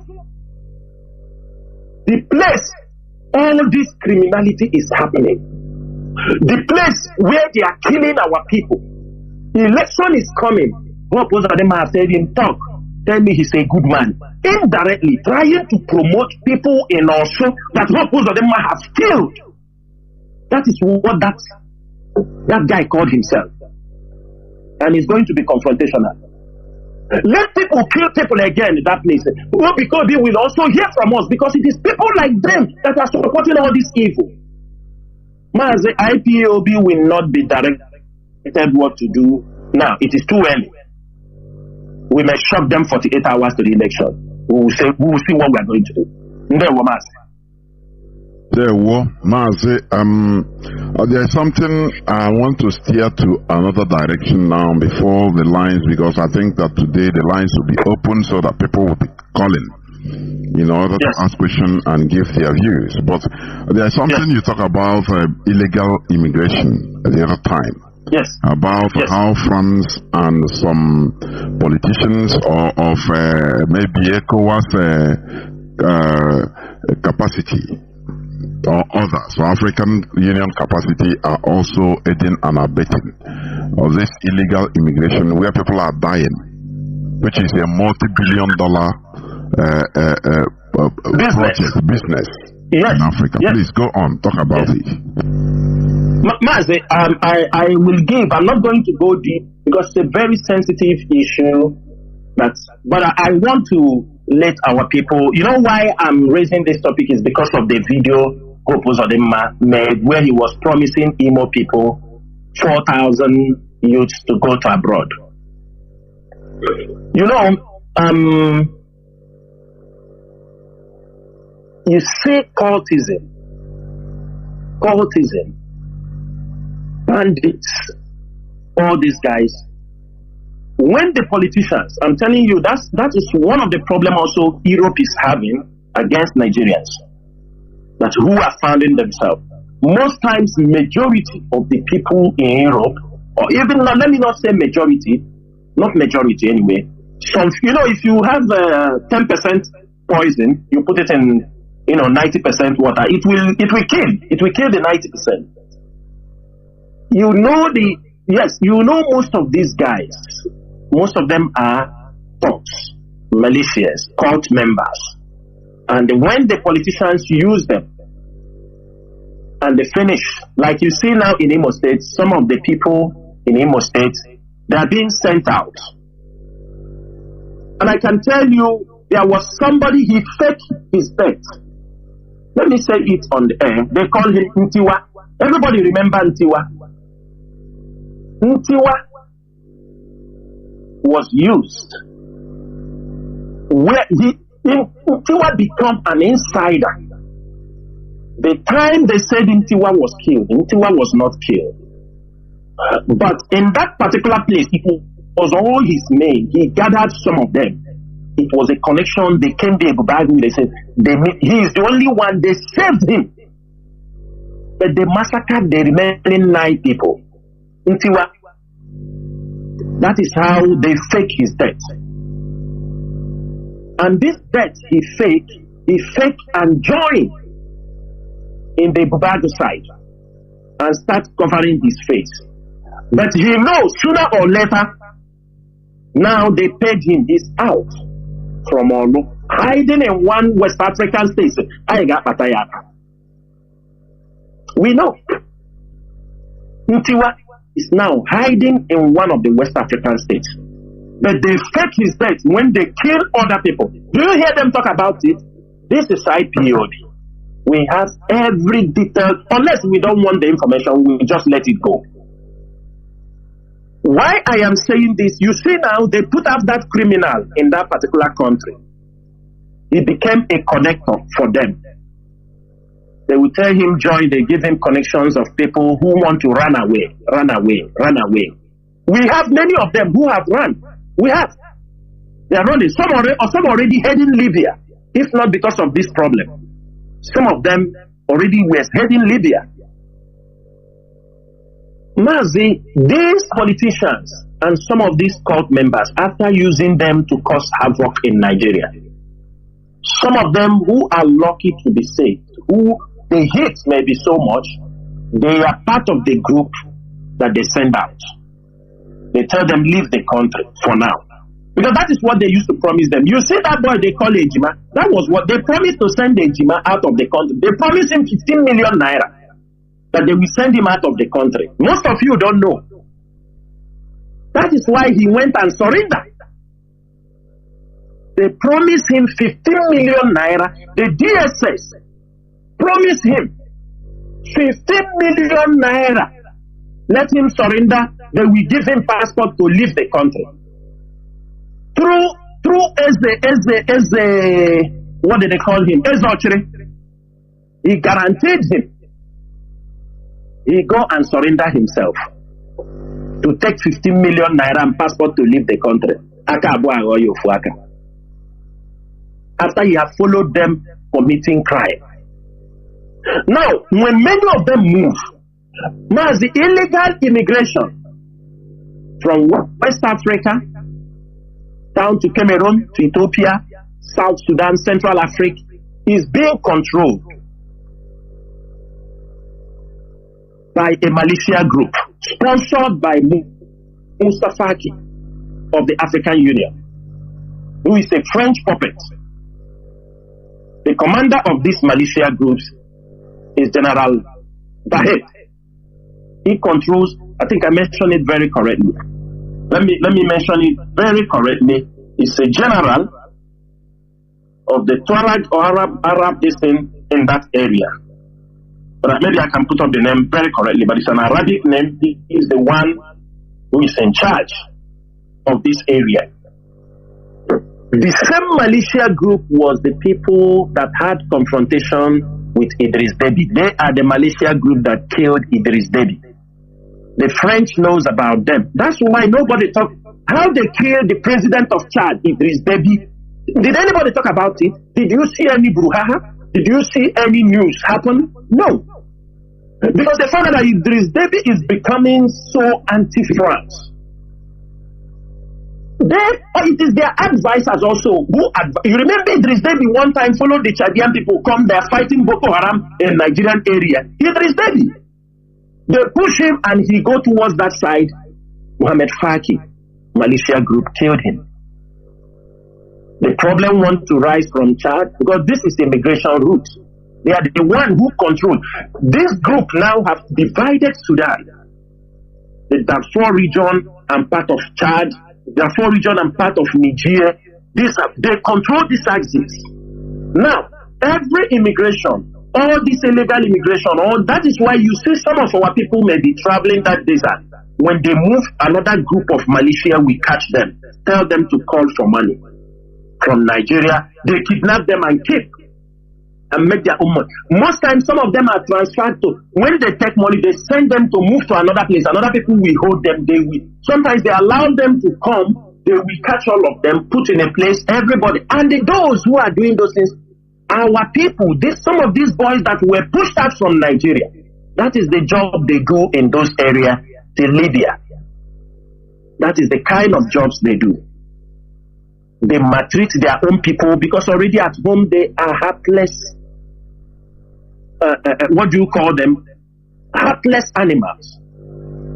They execute the same behavior towards their own people. Now, Mazi, the illegal immigration entering Italy, it is something you have to know that French and some European countries, you see French and Italy, since this president, they are having problem. And why are they pushing it that side? Because I asked this question last time. I said, Mazi, the America claims they have satellites. Europeans claim they have satellites. They monitor everything. They have the drone technology. America have $100 million base in Niger, drone base. They are monitoring pipeline. They say they are monitoring. Are they not seeing this migrants going through that desert to Libya? Don't they see them? Is that what you are telling me? That they are drones that are monitoring? They say they are monitoring. What do they call it? Terrorists from the ISIS coming in, but they are seeing the people. They are seeing thousands of people moving from the south like this, going to the north, to Libya, till they will cross the Atlantic Ocean, the Mediterranean Sea, into Italy, to Lampedusa. People paid. France is using it to punish Italy. Because according to the UN Convention, the first point of arrival for every first point of arrival for every migrant is where you will get your asylum status. That is where you must get your asylum status. That is why Britain is having problem to send migrants from Britain now to Rwanda, because it contravenes the United Nations status on asylum seekers. People will come by ship and enter London. You don't want to give them paper. You want to send them to Rwanda. It contravenes the international law, the United Nations Asylum Convention. That is what you have to know. So now they are putting pressure on Italy. And this business, think about how the Mexican drug lords used to push migrants underground on drugs. Have you forgotten some years back that they were having a tunnel from Mexico to America? That to cross the tunnel is like $1,000 or $2,000. It's coming out somewhere in Texas or anyhow. Mazi, this is the same way they run the business, and it is run by top. Some northern politicians, northern emirs are benefiting from this. When you see people that we move from here to Katsina or Kanu, then we go to Agadez, we move them. People are controlling these places. Have you ever seen where the politicians come about to talk about upon the sufferings, the death, the killing, everything Nigerian youths are passing through to go to Libya? For how many decades the stories are out there? Have you ever seen a Nigerian politician condemning that? Have they ever had a convention to talk about how to stop illegal immigration from Nigerian youths? Have you ever seen that? They will tell you Nnamdi, therefore trafficking for all these things. What are they doing? They don't do anything. They see people moving. Till they get to Libya, they will cross. They will go with balloons, boats. And does it mean the satellite don't see them? They dump them in Italy. They dump them in Italy because they want to dislodge. They want Italy to face it. The people don't go like that from Spain route. I'm telling you, they kill them. They used to kill them on the sea. Nobody talk about it. It's only in Italy they used to arrive successfully because Italy have an opposition party that is using this immigration to threaten you did immigrations by immigrants like this, you did like this, you did. The government became careful in handling the issue and they continue trooping it. Do you think that the 4,000 people who oppose Odemma, all of them he will send them to Europe? Some he will fulfill their promises by sending them by road. Those who know how to smuggle people, they will come. He will give some people the money, take them to Libya, Libya to Europe. Mazi, these leaders, they know about the illegal immigration. It is a weapon being used against Italy by the French. It is a very big weapon. You see it slowing down now is because of the problem in the Sahel region. But this militia group of General Patrick or what? This militia group have controlled. They have their route. They have their route. And they are not being disturbed. Mazi, let me tell you something. If you go to Central Africa, Francis Bozis is controlling the whole of that route to charge for this movement by what they call him, this Liberation Army of Joseph Kony. They're all controlling those areas and move towards. It's a business. And that nobody will stop it. And Nigerians are one of the biggest contributors, pushing youths, going to die in the Atlantic Ocean, in the desert. You heard, there was a song one boy from Edo sang. Very interesting and educative music, where they are 48. What he's saying is a life experience. 48, only 5 people arrived. They moved. 48 of them traveled. 48 Nigerian youths traveled to hoping to go to Europe. But only 5 people arrived in Libya. That means 42 dead. Mazi, I could remember years back. I came home, an elderly man asked me that it is over 10 years his son went abroad through Libya. He has never heard from him. He has never called telephone. He has never contacted. He asked me, did you see Okechukwu, my son? I told him, where is Okechukwu? He said he know that he traveled abroad through Libya. He think Alabeke, Obodo Yibo is just one place. Sometimes, like we see the Westerners or some people in America, you ask them, they think Africa is one country. Also in our place, some people think Obodo Yibo is just one place. That Obodo Yibo is just one particular place. The man asked me that. When I realized he said he went through Libya, he heard he went through Libya, I know that the boy might have not succeeded. Mazi, it is a very big healing route for our youths. For most of the people they use, committed all kind of things. I don't want to talk about the role the cult is playing over there, also because they are the one contributing so much. But those things, some information are being kept for record purposes because you don't say everything on social media. it will be a social media subject because it's a very serious issue, Mazi. And I will leave it here until next time. Thank you, Mazi Chinedu.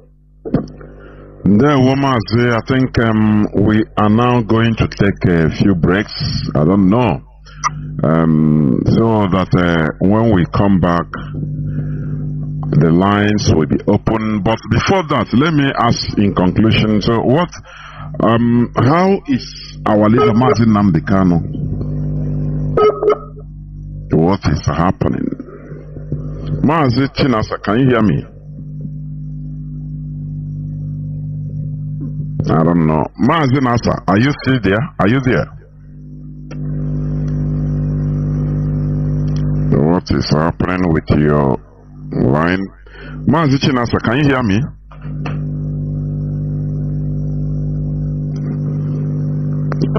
I think it's having problem. Maybe interception or disturbance of the line by calls or anything. But I want us to talk about our leader's situation.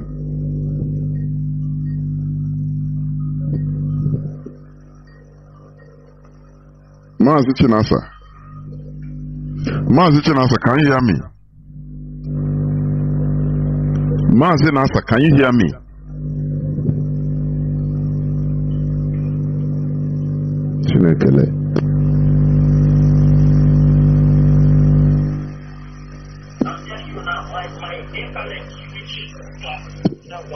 So sorry, it's not from you. I know it's not from me. Yeah. Sorry. Sorry. So I'm trying to. Yeah, it's okay. So before I quickly remember before I open the lines or we go into a few minutes break, please. I want us to talk. I want you to talk about the situation of Nnamdi and the siblings are still. What is happening around him and what is going on. So because people also would like to know, please, before we go into break, a few minutes break, please, Mazi. Yeah, Mazi, there is nothing much on the Nnamdi issue for now. Last time when I was on radio, I clarified certain things. It's not an issue we discuss on a regular basis. But one thing we have to know is that as Nnamdi is there, a lot of things are going on. There are things that will not be made public. There are things, if need be, to clarify, it will be done. But I'm very, very sure that the DSS will try what information we have to make sure the medical issue, the procedures are being taken care of, that it is going as the courts have said it or ruled it. That is the most important thing. For now, that is the issue that is happening around, to make sure that the way the court says he will be taking his medical treatment or checkups, that is the way things will be. And so far, from what is going on, the lawyers are making sure that procedure is not being altered, and it is being carried out in the same way. So we are looking forward, let's say 15th December, we are looking forward on that day. But irrespective that we are looking up on that day, the leadership is not relenting in their moves to make sure that Mazi Nnamdi Kanu is free. It is a fight that everybody, we are not hoping on them, because one thing Biafra is supposed to know, this is Nigeria. And many of our people are forgetting those in power. They are holding Mazi Nnamdi Kanu because they consider Mazi Nnamdi Kanu as their enemy. His core enemies are in power. They are not holding Mazi Nnamdi Kanu because the courts have already said he should be let go. But they are not letting him go because of the hatred they have against Mazi Nnamdi Kanu. They are not letting him go because they see Mazi Nnamdi Kanu as a threat against their evils. Is it against Tinubu? We forgot that Yesom Wike is in power. Dave Umahi, who caused all kind of killing, who sold, bought over, and they tried to create another IPO inside IPO. They are all there, working to make sure that Mazi Nnamdi Kanu, advising Nigerian government to make sure that Mazi Nnamdi Kanu is not released. That I Mazi Nnamdi Kanu, and Biafra referendum will be carried out. There were Mazi. We now go, or we shall go into a few minutes break so that when we come back, our lines will be open so that people will start calling. Please, do not go away. Remember, this is Radio Biafra HAUSA-SERVICE coming to you through Radio Biafra London. Do not go away. We shall be right back. Don't go away.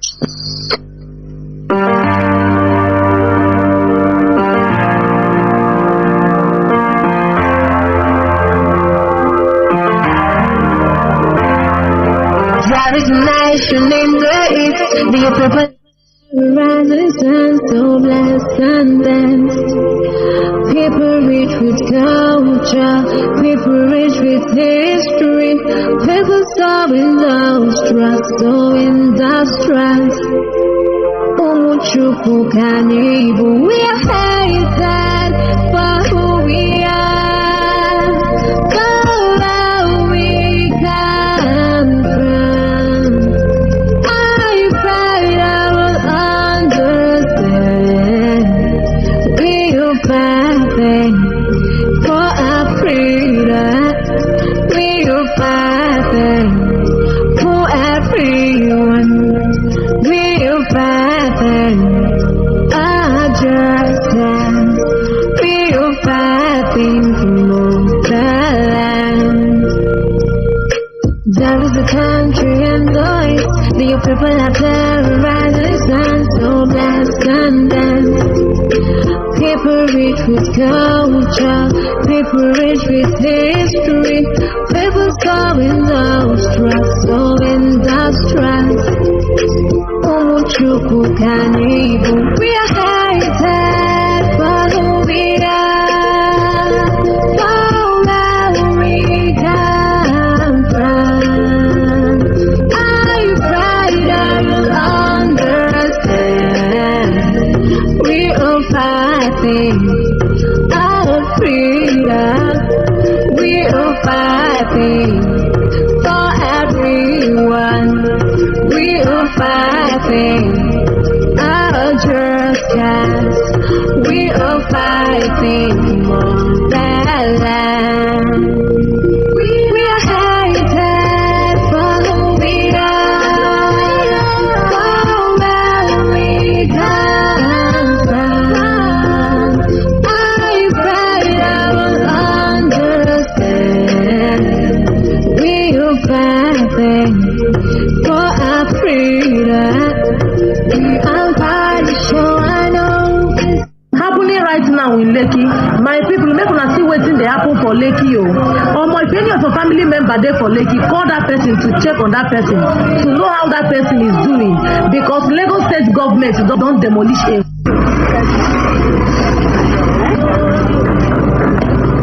This is too much, yo. Oh my God.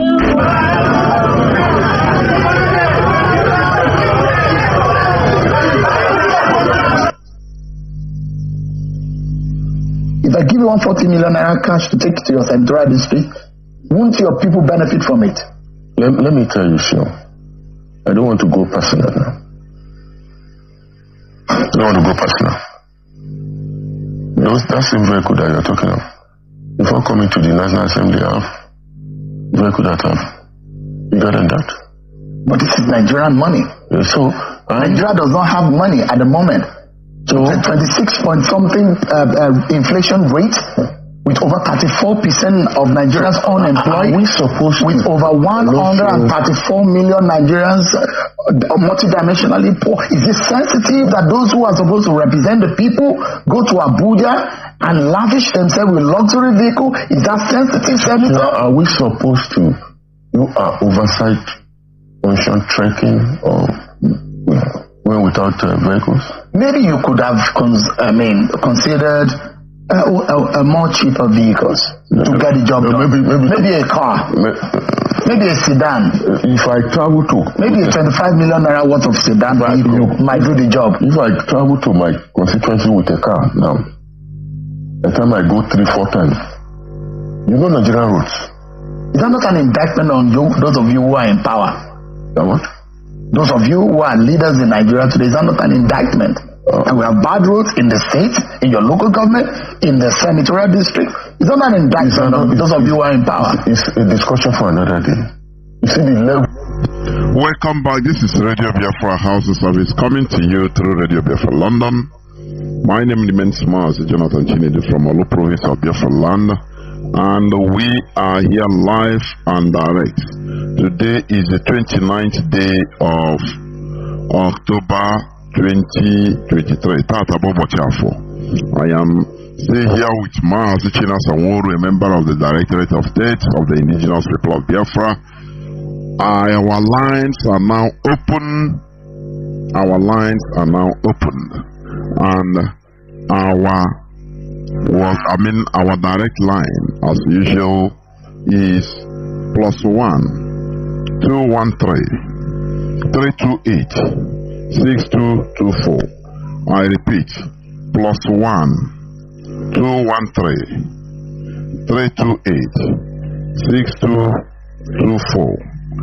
Our WhatsApp and Signal line is +61 405 142 547. I repeat, +61 405 142 547. You can call us now and give us your view or your question, any question you have concerning anything about this struggle. But narrow it down, please, to maximum 3 or 4 minutes maximum, so that we can take as much calls as we could within this short space of time. I have callers already lined up. I have a caller. The first caller is from WhatsApp. Caller on WhatsApp, welcome to the program. Can you hear me? Caller on WhatsApp.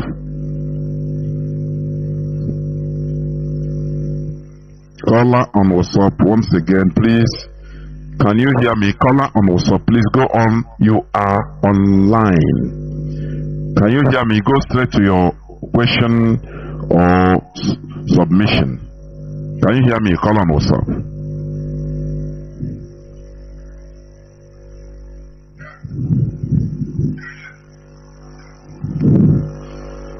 Please, when you are trying to call, make go on, please. Try to be prepared. Go on, please. Go on, WhatsApp. Go on.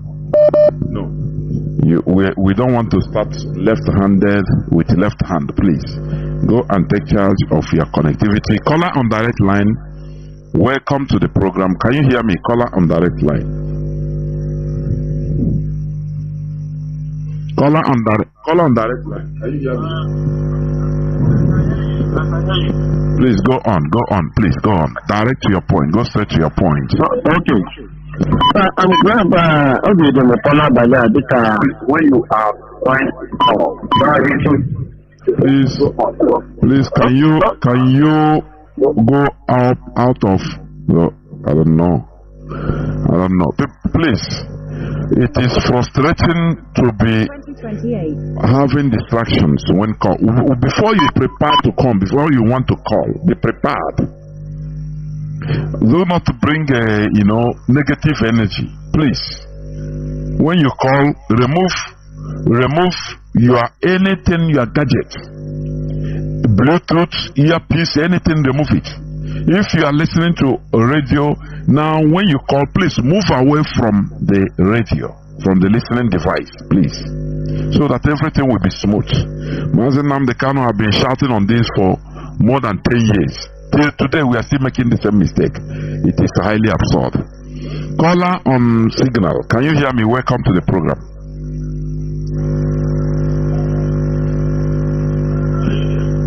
Just, yes, hold on. I didn't branch you. Hold on. Just 1 second.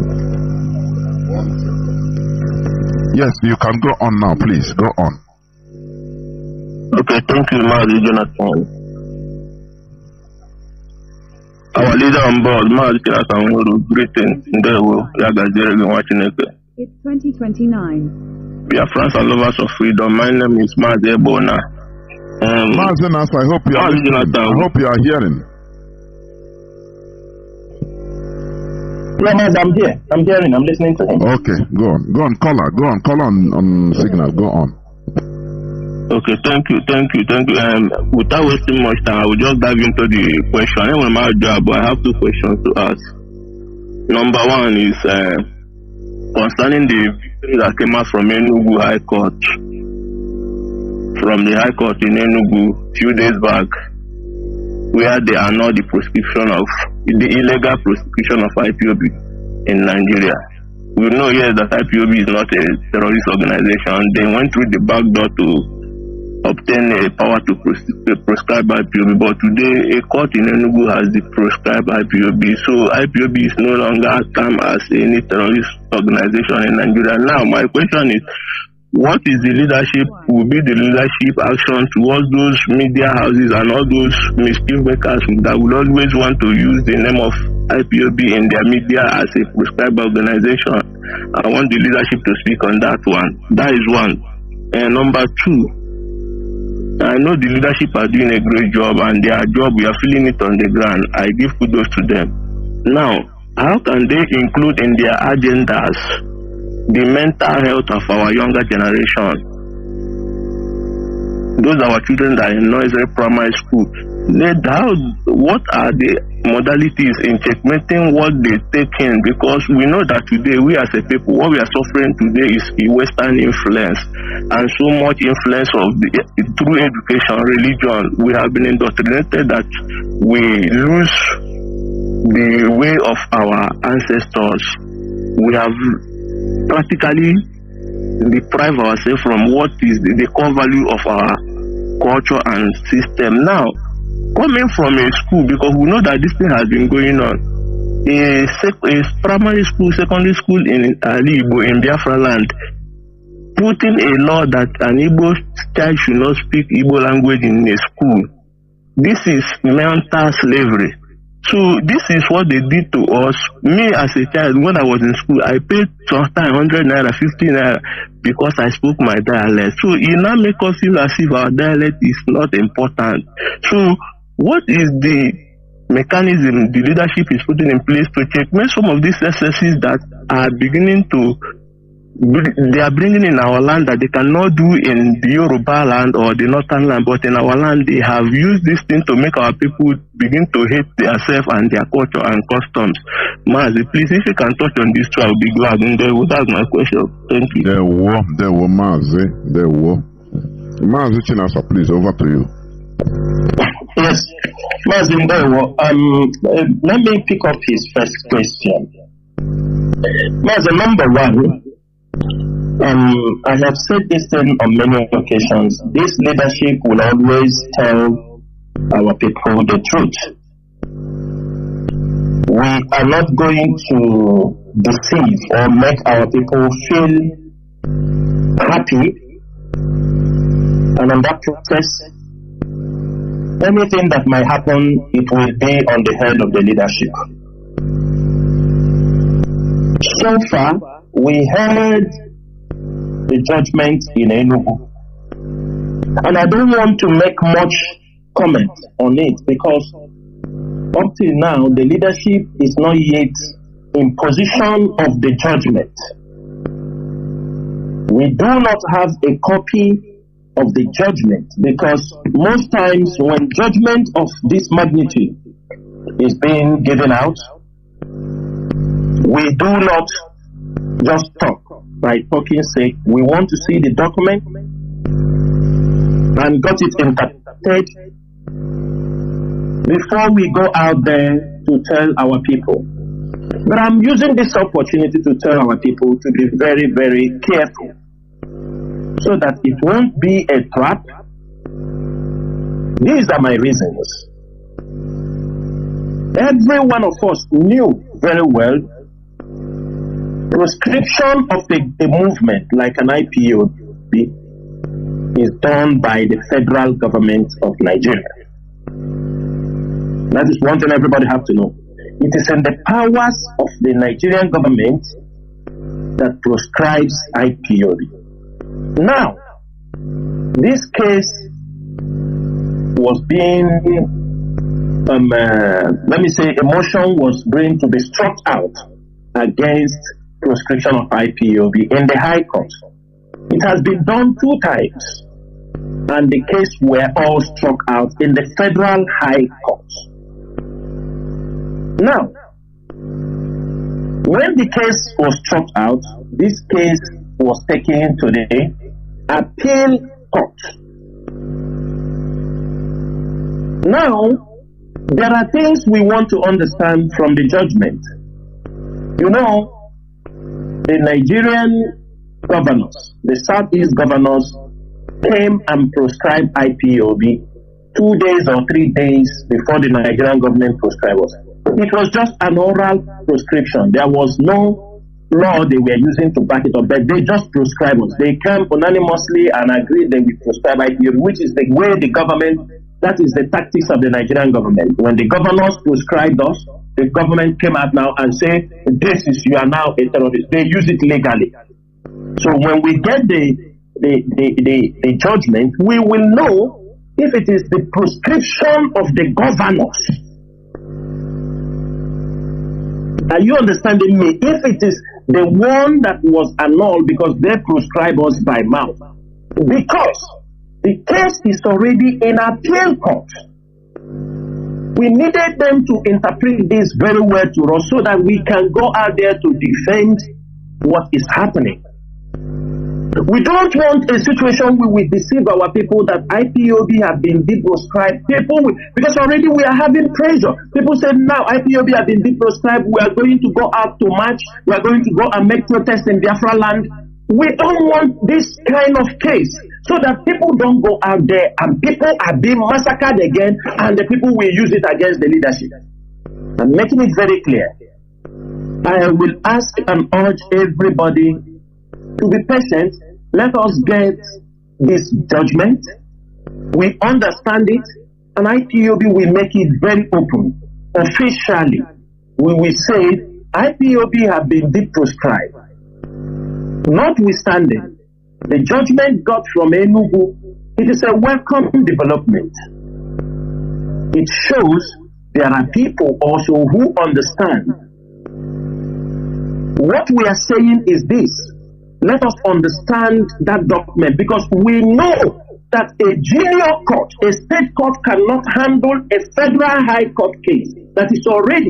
Everybody saw Ejimako last time in the appeal court. That was in 17th of October. The case supposed to be heard in appeal court, and it was not heard. Then a judgment was given in Enugu State High Court. So I urge every Biafran to just exercise patience, let the leadership or through the lawyers, or we get the copy of the judgment. It can be, because we are in a very sensitive period. We don't want to mislead people. We don't want people to fall into a trap. Maybe people go out there that there are no more terrorist groups. People will be mowed down and it will be turned back on the IPOB leadership. But notwithstanding, generally, the judgment is a welcome development, but we have to look at it in such a way to make sure, because Nigeria is a trickish government. They are devilish in their plans. They have things they are using.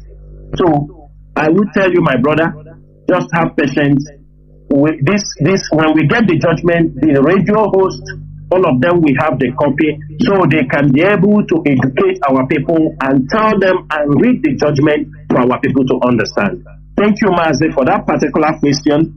And secondly, Mazi, I cannot tell you we are in a position now to set up, but what we know on the mental health of our people. But what I understand is that, like I said it at the beginning of this program, there are many of our people, every job will not be done by IPOB. Parents are listening to this Radio Biafra. Teachers are listening to this Radio Biafra. Principals, school teachers, lecturers, pastors, all the people that are teaching, having one way or the other communicating with our children, they listen to these radio programs. Discussions goes on in families, in schools. We might not say now we have set up policies that will affect we have not gotten there yet, but we will get there. The moment we are sure your Biafra land is under our control, and we have people who understand the ideology and vision for IPOB. You know what is happening in Biafra land with some of these governors? I don't blame them. If they show show interest, they know what we are talking about. When they do it, their enemies who hates the Biafra struggle will label them. You know, the biggest accusation you can lay against a politician now, a governor, or anybody who is sympathetic to what we are doing is to call him that he's supporting IPOB. Then Abuja will come for him. That is the same families. If your brother want to blackmail you now, he will go and tell this guy is IPOB. They come for you. So even if there are policies, even if there are things that we want to be, or we pass the information, you don't expect it that the credit might be given to IPOB at this particular time. But what we are saying is this: people knows what we are preaching. People knows what it is left for our people. When they understand the ideology, it is meant for the betterment of our society. We expect independent people. We expect people to pick up some topics and drive on. I will not. I won't come but you know, sometimes we recommend we praise our people, they will lose track. We see some of our brothers what they do on social media, trying to bring they are not telling you people, but they want to correct wrong impressions. Imagine even that boy they call Ike Chukwu, or Ike, he says Ike Chukwu, trying to twist rubbish. You see him saying Abo is not this thing, talking rubbish, and people are teaching them. Our elders don't care. Our elders did us wrong, to be frank. And most of them, they abandon their children, they abandon their generation. None of them can open their mouth and tell you, only few people. Accurate information, what happened. Accurate information, how our people are being destroyed. None of them is eager. None of them is ready to do that. And those who fought the war, who knew how all these things happened, most of them are gone. Some of them that even say the history, some of them they destroy it. So, Mazi, for the mental health of our children, as we continue to teach, because the first knowledge is passed down from parents. That is the first place. Education is from the parents first, before it goes down to the school. So we urge our people, first we do the awareness, and we encourage also people who are doing a very good job, where only us cannot do the job. We even encourage them, let them learn something from us and take the message down. We are not the one going to, it's just like a Coca-Cola company. You produce, people will come from the village to pick it and go. They don't even know, but they know somebody have come and take this product and get it to where it's supposed to be. That is what we are expecting. As we preach, educate our people, let us teach our people what is value system. Not all about money. For how many years? For all our life, money. You will meet up, you will do this. Has it gone that way? We lose our culture. We lose our way of life. If not IPOB during this period can promote our traditional clothes, remember that Mazi is there. Remember that even look at our people. If not IPOB, look at our people. You talk about language. Today, many of our people, nobody is being addressed as Mr. Mazi has become the word. And what we have to also try to, it is from the basic things. This good morning, things start from later. Good morning. Nobody remembers to say Utotuama. Nobody remembers Isalachi. Nobody remembers in Dewa. Instead, you see the foolish ones, what they are picking now. You know, when you talk, they say, it's the same religion we're talking. Shalom. And in Dewa, which one is your tongue? Why promoting, jumping from another language to another people's language? What is the problem of saying Ndewo? It is a 5-letter word. Shalom is a 5-letter word. Why don't you say that one that is your local one? You will see somebody because shalom. For what reason? Why are you replacing another colonial master with another one? We are talking about going back to where we come from. These little things will make a difference.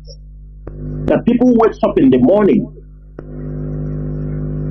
Look, I saw one of our brother who is this and one next to Igbo. You see simple Igbo words. Grown up people, students, they don't even know. They don't know. So these are the things we are saying. People are coming out, the consciousness is there, and we have to continue to promote. We are not going to do that because IPOB have a lot. We are trying to make, if not IPOB, we would be, even you won't talk about this. We think that it is normal to speak English, change your name. By now, even that's our traditional clothes, nobody will be wearing it. Because it went to a point, even pastors are condemning our traditional caps. That is no cap, that was they started to condemn even cola nuts. They condemn everything. So Mazi, we are doing our best, even though our best is not because of what our major target for IPOB is the restoration of Biafra. We know when we restore Biafra, most of these things will be corrected. And we know, but while we are waiting to restore Biafra, we are also doing justice. We are educating our people, enlightening our people to understand that for us to get there, that originality, what belongs to us, we must make sure we maintain it. And that is the only way we can be able to beat our chest and say, indeed, we have done enough for our people. There were. I hope our brother got it clear. I have a caller also on, let me see, on WhatsApp. Yes. Caller on WhatsApp, welcome to the program. You have been there since 17 minutes, almost. Go on direct to your either question or submission, please. Caller on WhatsApp, can you hear me?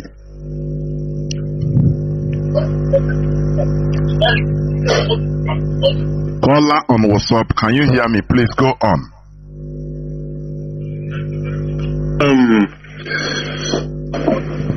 With the recent happenings around, we can see that prior to post-election court cases, Omoyele Sowore said, I cannot take my case to a court that brought in somebody from number 4 to number 1. Yusuf Dati and some others said they have no faith in the Nigerian judiciary. I can hear you. Can you hear me? Mazi, go on. Don't listen to yourself. I don't know what is happening. Go on, please. You are listening to yourself. Go on. Go on. Yusuf Dati said they do not have faith in Nigerian judiciary. And so the case was heard a few days ago and conclusion reached. We can see that they have moved full blown on technicalities. There is assistance from what that Joe said yesterday, one of the members of the Supreme Court, that judiciary has failed from where he met it. It's not the same way it is.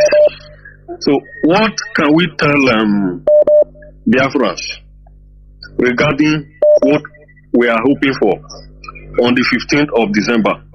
Positive or negative? Because a lot of persons are fond of putting all their hope on something. And whenever that hope is dashed, sometimes some people cannot control their emotions. Some people can even go and commit suicide and all the rest. So what can we tell Biafrans regarding 15th of December, which we see as the last date that it should be for Mazi and Kanu being kept in DSS dungeon? That's number one. The second thing I want to ask is regarding the textbook that talked about gay, that taught gay, which Kano state government detected, and the one that Yoruba people published to continue their teaching of hate against the Igbos from generation upon generation. How far have we gone about these two books? Have we banned them across the Biafra land, or are we still waiting for the government to take their own action on them? So this is the two questions I want to ask. Well, thank you very much, Mazi. Although you didn't introduce yourself, you asked very pertinent questions. Mazi Chinasa, please. Yes. Yeah, Mazi, thank you so much. Mazi, I have this first question is about what are we expecting on 15th of December. Mazi, because the Nigerian judiciary, like you said, they are full of cooking technicalities. They will cook hearsay, they have nobody believe in them. Nobody respect them. People are the judiciary now is like the military. No justice is being given to anybody. The justice coming out from Supreme Court is who pays higher.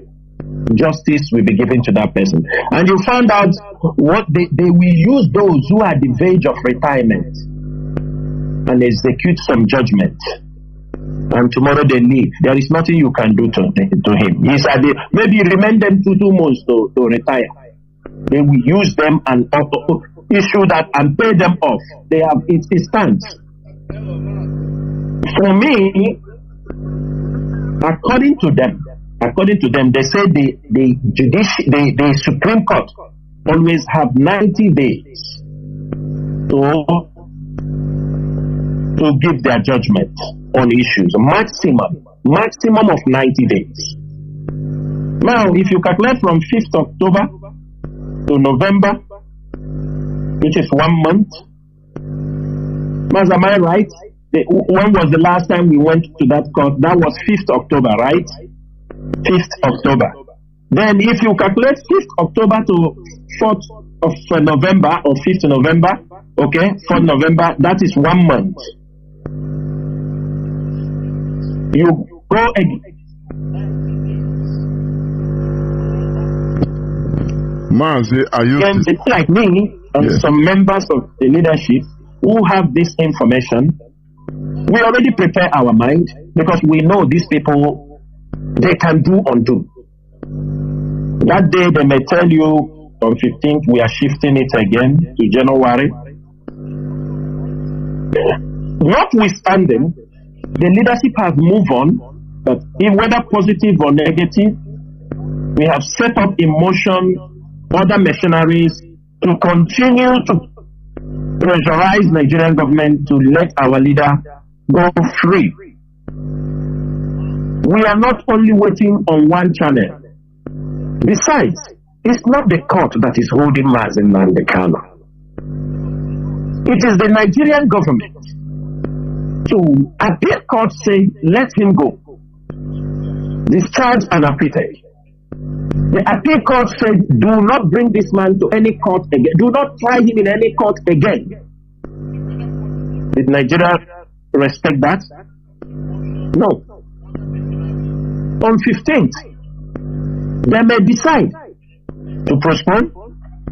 They may decide to delay.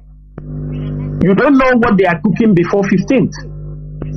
They may decide to set up rubbish and they tell you because of that, it has jeopardized this case. Is very, very important. That what we are fighting for is for a freedom. Yes, Nnamdi Kanu is in their hand, but our effort is what will help Nnamdi Kanu comes out from detention. Because many of his enemies are the ones in power. And it's our duty to fight them from all angles, internationally, locally, and otherwise. And the leadership is putting up those machineries. They coming out, most of the things the leadership would have implemented. Had it been they started implementing it at that time, these criminals that were rampaging the whole of Southeast, it will affect those policies or those plans. Because their plan was at that time they have hijacked. That's why you see them shouting, making noise. Oh, they are the one in charge. We are looking at them. The only thing is we isolate them with information. They start to misbehave. People now understood that these guys are clowns. I'm happy one professor in the US said these guys are clowns. So Mazi, we are not expecting. As long as you are dealing with the devil, you don't expect anything. That's why you say we must learn to take up surprises.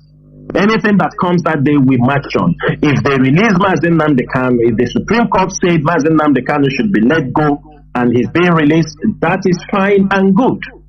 If they said Nnamdi Kanu, they are not ruling that day, we continue to fight. One thing is that go up, down, we are there. Anything they try to do, we are there.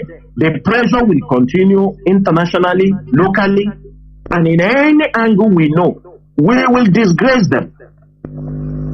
They will regret for holding Nnamdi Kanu. I know which they are regretting. But one thing is that emotions our people used to have is what have destroyed many of them. Because they are expecting people fighting for freedom is thinking that it is when you talk, why, it happened. You are dealing with your enemies, those who hate you, even where you step in, they hate you. So when you are fighting them, you have to triple your efforts, you triple your anger against them, and make sure you get to what you want. It is Biafra or death. And secondly, your second question you talk about is a very, very important question. Mazi, that book, I can tell you, there are people already, the leadership have set out to check wherever we will see those books in any bookshop in Biafra land.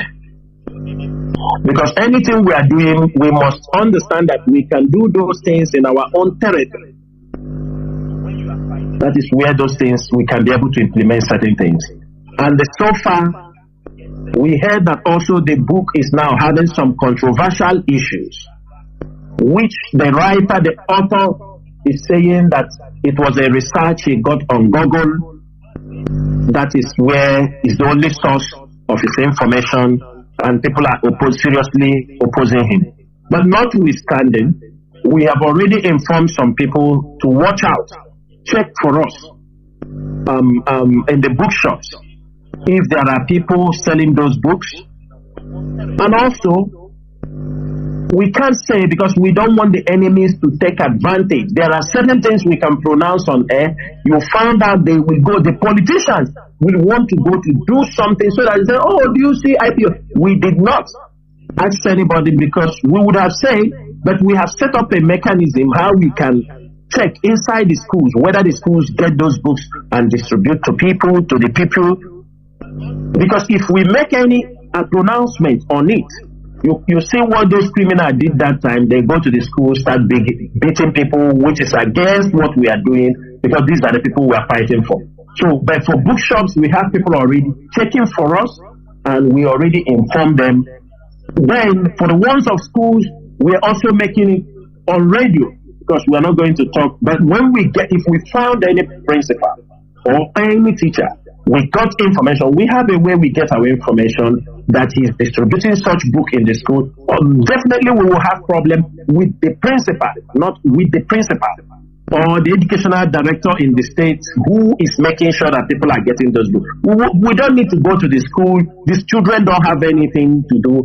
The parents are listening, the teachers are listening, the principals are listening. If such books that degrades our people, called our people invaders and troublemakers, are brought into their school, and they cannot discern what that thing means, that means they're not worthy to be teachers and they're not worthy to be principals.